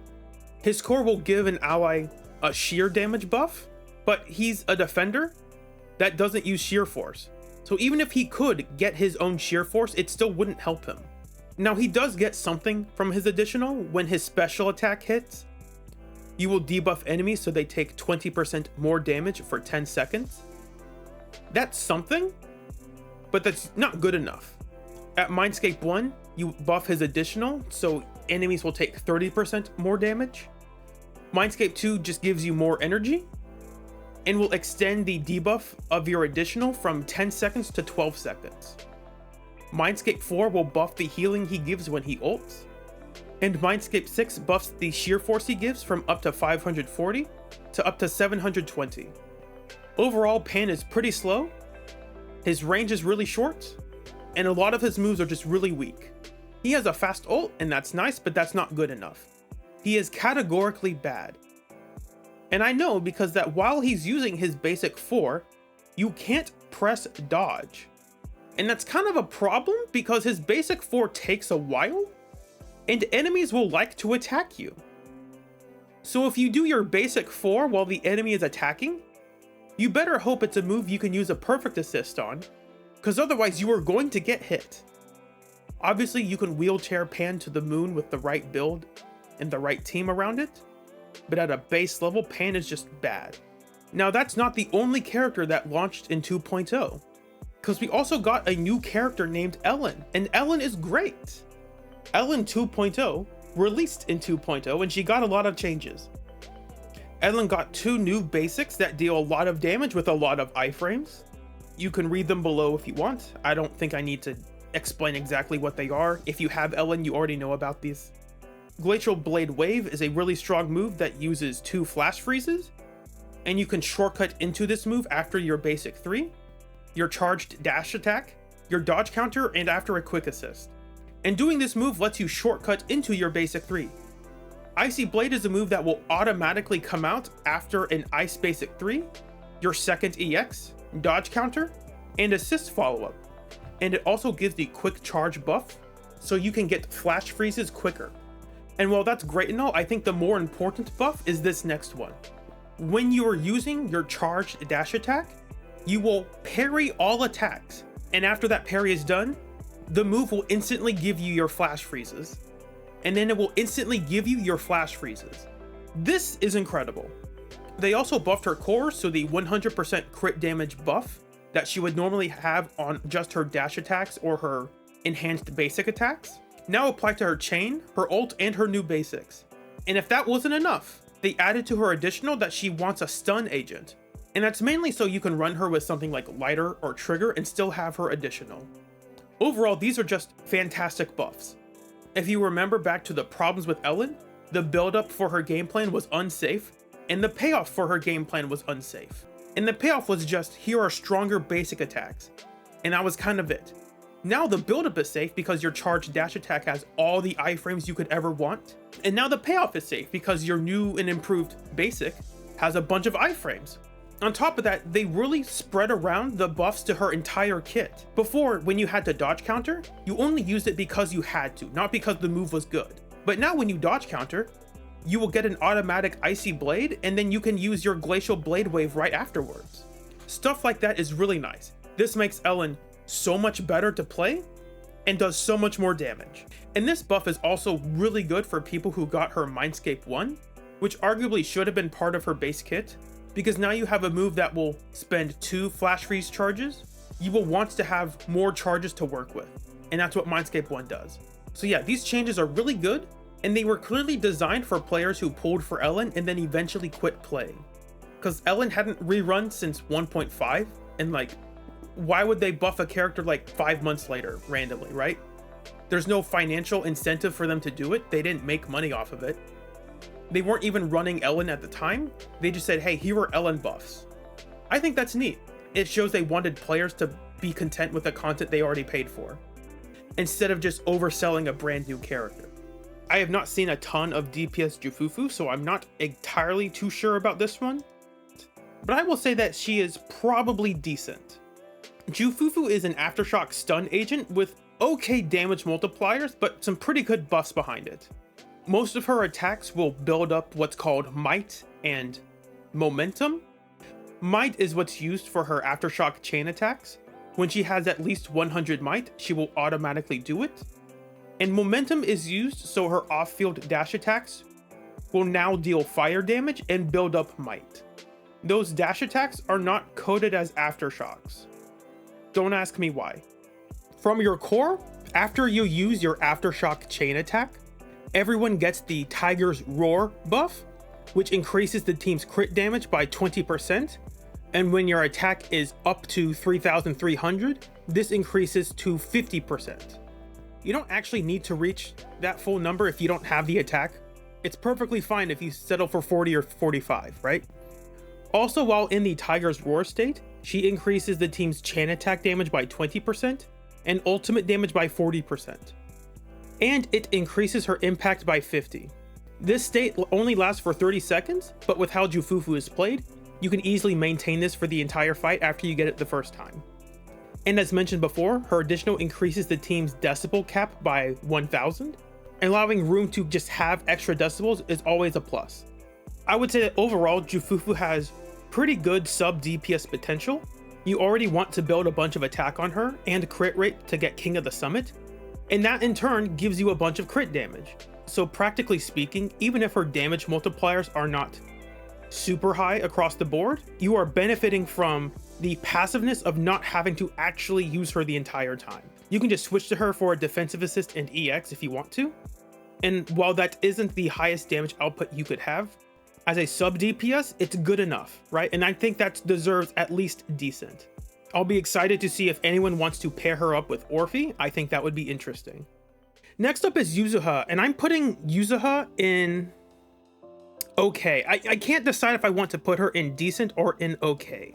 As a DPS specifically, I think I'm going to put her in okay, but I very easily understand the argument to put her higher into decent. Yuzuha is an anomaly support and comes with high anomaly buildup spread throughout her kit. Quick recap, your core gives 1200 attack and 15% damage, and your additional gives up to 20% anomaly buildup, anomaly damage, and disorder damage. When you are using Yuzuha, you will soon realize that she has a couple different modes of attacking with the same moves. You can either do a really quick EX or a slower EX that does more damage, and I'm pretty sure it hits more enemies, so it has a wider range. And you have a similar thing with her assist follow-up, which you can do after your defensive assist or the parry from your basic attack. You have a quick option and a slower one that deals more damage in daze. Obviously, Yuzuha's daze is not that high because she's not a stun character, but because she's physical, you will get a Sulch, which does increase your daze by 10%. So that is something to take note of. Yuzuha's other gimmick is Sugar Points. She can hold up to 6 of these Sugar Points.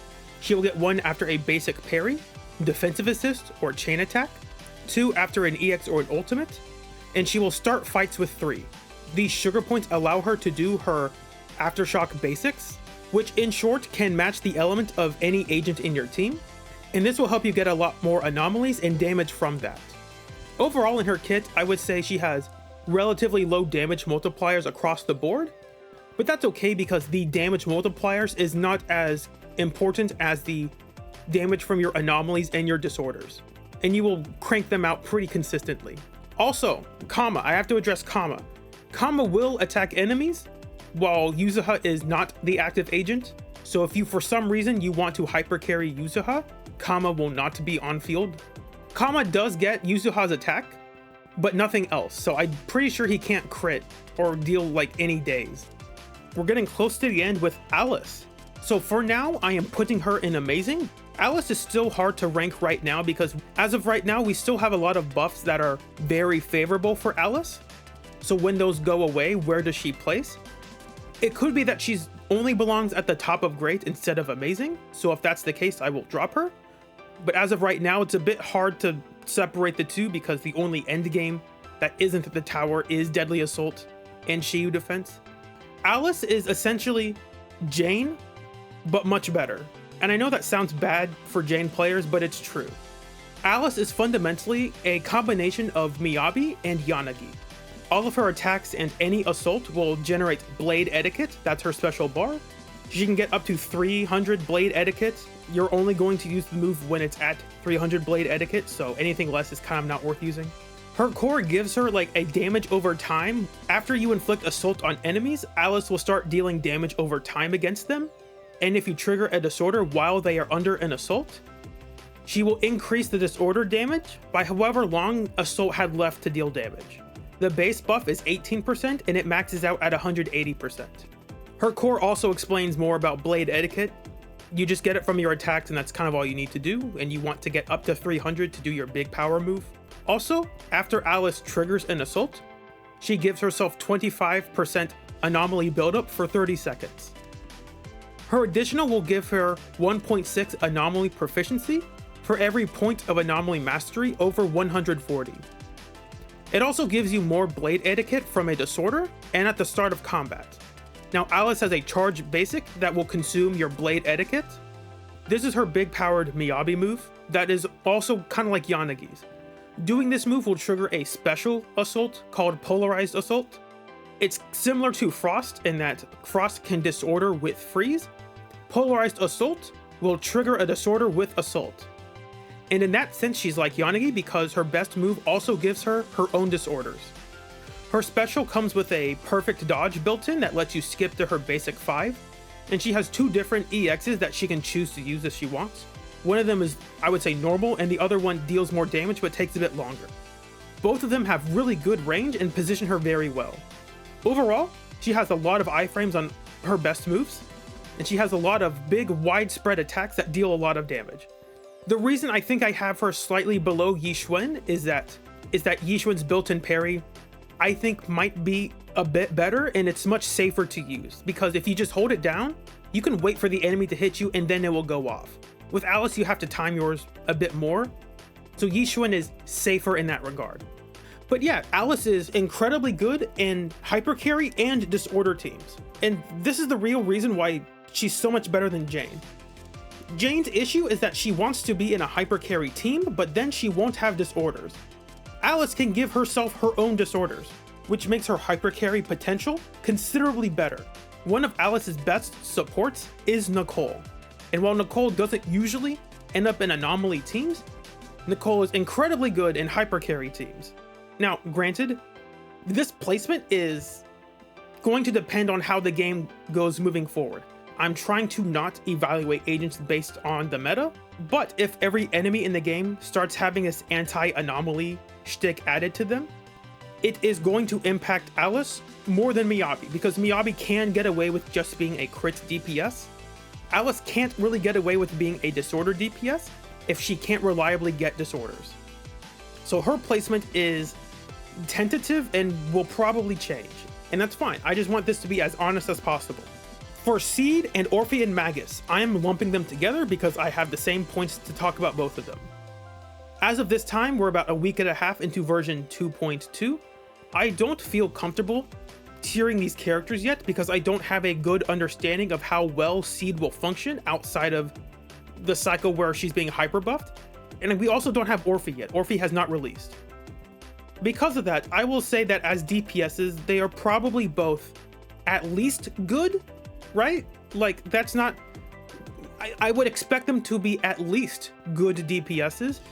Based on what I've played with Seed, I think she could go in great, but it depends on how she will play without those very shielded buffs. And for Orphie and Magus, I would expect her to not be terrible, right? I would expect her to at least be good. Maybe she'll be decent as a DPS because she's an off-field attacker. So maybe they don't want her DPS output to be too high, and that makes sense. But until we learn more, I think it is fair to just say, you can discard their ranking right now if you want. Again, I don't feel comfortable giving them any meaningful placement right now. I would feel more comfortable striking them from the tier list, but I think it's still important to talk about them. As for characters coming in 2.3, they will probably be good. They're still in beta, so anything I talk about them now is probably going to change to some degree, but they will probably be fine. That wraps it up. That's the entire cast. I'm not doing a Bangbu tier list. That's not happening. Hey, thanks for watching or listening if you had this as like a podcast. I really enjoy playing the game. I just hope the game is fun to play for a longer time. I just hope the game stays fun to play and doesn't become super shill heavy, right? I know it stinks when you create the teams that you enjoy with builds that are really good, and maybe you spent money on them, and then the game says, you know what? We want to move the game in another direction so that you're incentivized to buy these other agents instead. So we're going to make your team feel worse unless you spend more money and buy other characters, right? And that stinks. I don't like that feeling. I also want to say that that's to be expected of a game like this. The company's goal is to make as much money as possible. They never want you to be comfortable in what your characters are doing. They are always going to try to sell you new characters. Now, granted, I don't think they need to shill as hard as they are doing right now, because players have a lot of flexibility in what they can do with their agents compared to a game like Honkai Star Rail or Genshin Impact, and even Wuthering Waves to an extent. But because I really do enjoy this game and I want to play it because it's fun. I like to have fun with silly dumb teams that I can push to make work. But if the game decides to move in a direction where we're going to make those teams considerably weaker because we said so, that's gonna stink. Now, I know what that feels like because I've had to fight Bringer without Miyabi, and that's never been fun. The people worried about hyper shilling right now were not vocal enough during 1.4, and even if they were, I don't think people were ready for it. Because of course the excuse was, well, if you just pull Miyabi, you won't struggle. And that patch did essentially guarantee that if you wanted to pull Miyabi, you were essentially guaranteed to get her. That is true, but that didn't change the issue that if you didn't pull Miyabi, there were a lot of fights that you just were at a huge disadvantage against. And that stinks. That was never a good thing. I will always maintain the position that Bringer is a really fun fight until he summons his stupid hand. Did you bring Miyabi? Because if you didn't, you're going to suffer. Obviously, you can get around the hand without Miyabi, but Miyabi was the obviously designed character to be used against it. So yeah, that's about it. Thanks for watching. If you like what you saw, let me know in the comments. I will eagerly respond to any questions you have. And if you want your friends or buddies to see this, feel free to share it. This recording took a long time. I'm going to edit this down really far. I'm at over 13 hours. Now, a lot of it's repeated lines and dead air that I'm going to cut out. So yeah, thanks for watching. I'll continue to play Billy as long as he's fun to play. I will continue to play DPS Anby as long as it's not painful to play her. She's really good this update because we actually have electric weak enemies with buffs that she likes. It won't last for very long, but it does feel good right now. I will play Makoto when he comes out, and I just hope he's fun. I'm not going to hyper invest into him or his team. I just hope his gameplay feels engaging and satisfying. That's it. This is Yojimbo Blade signing off. See ya. Bye.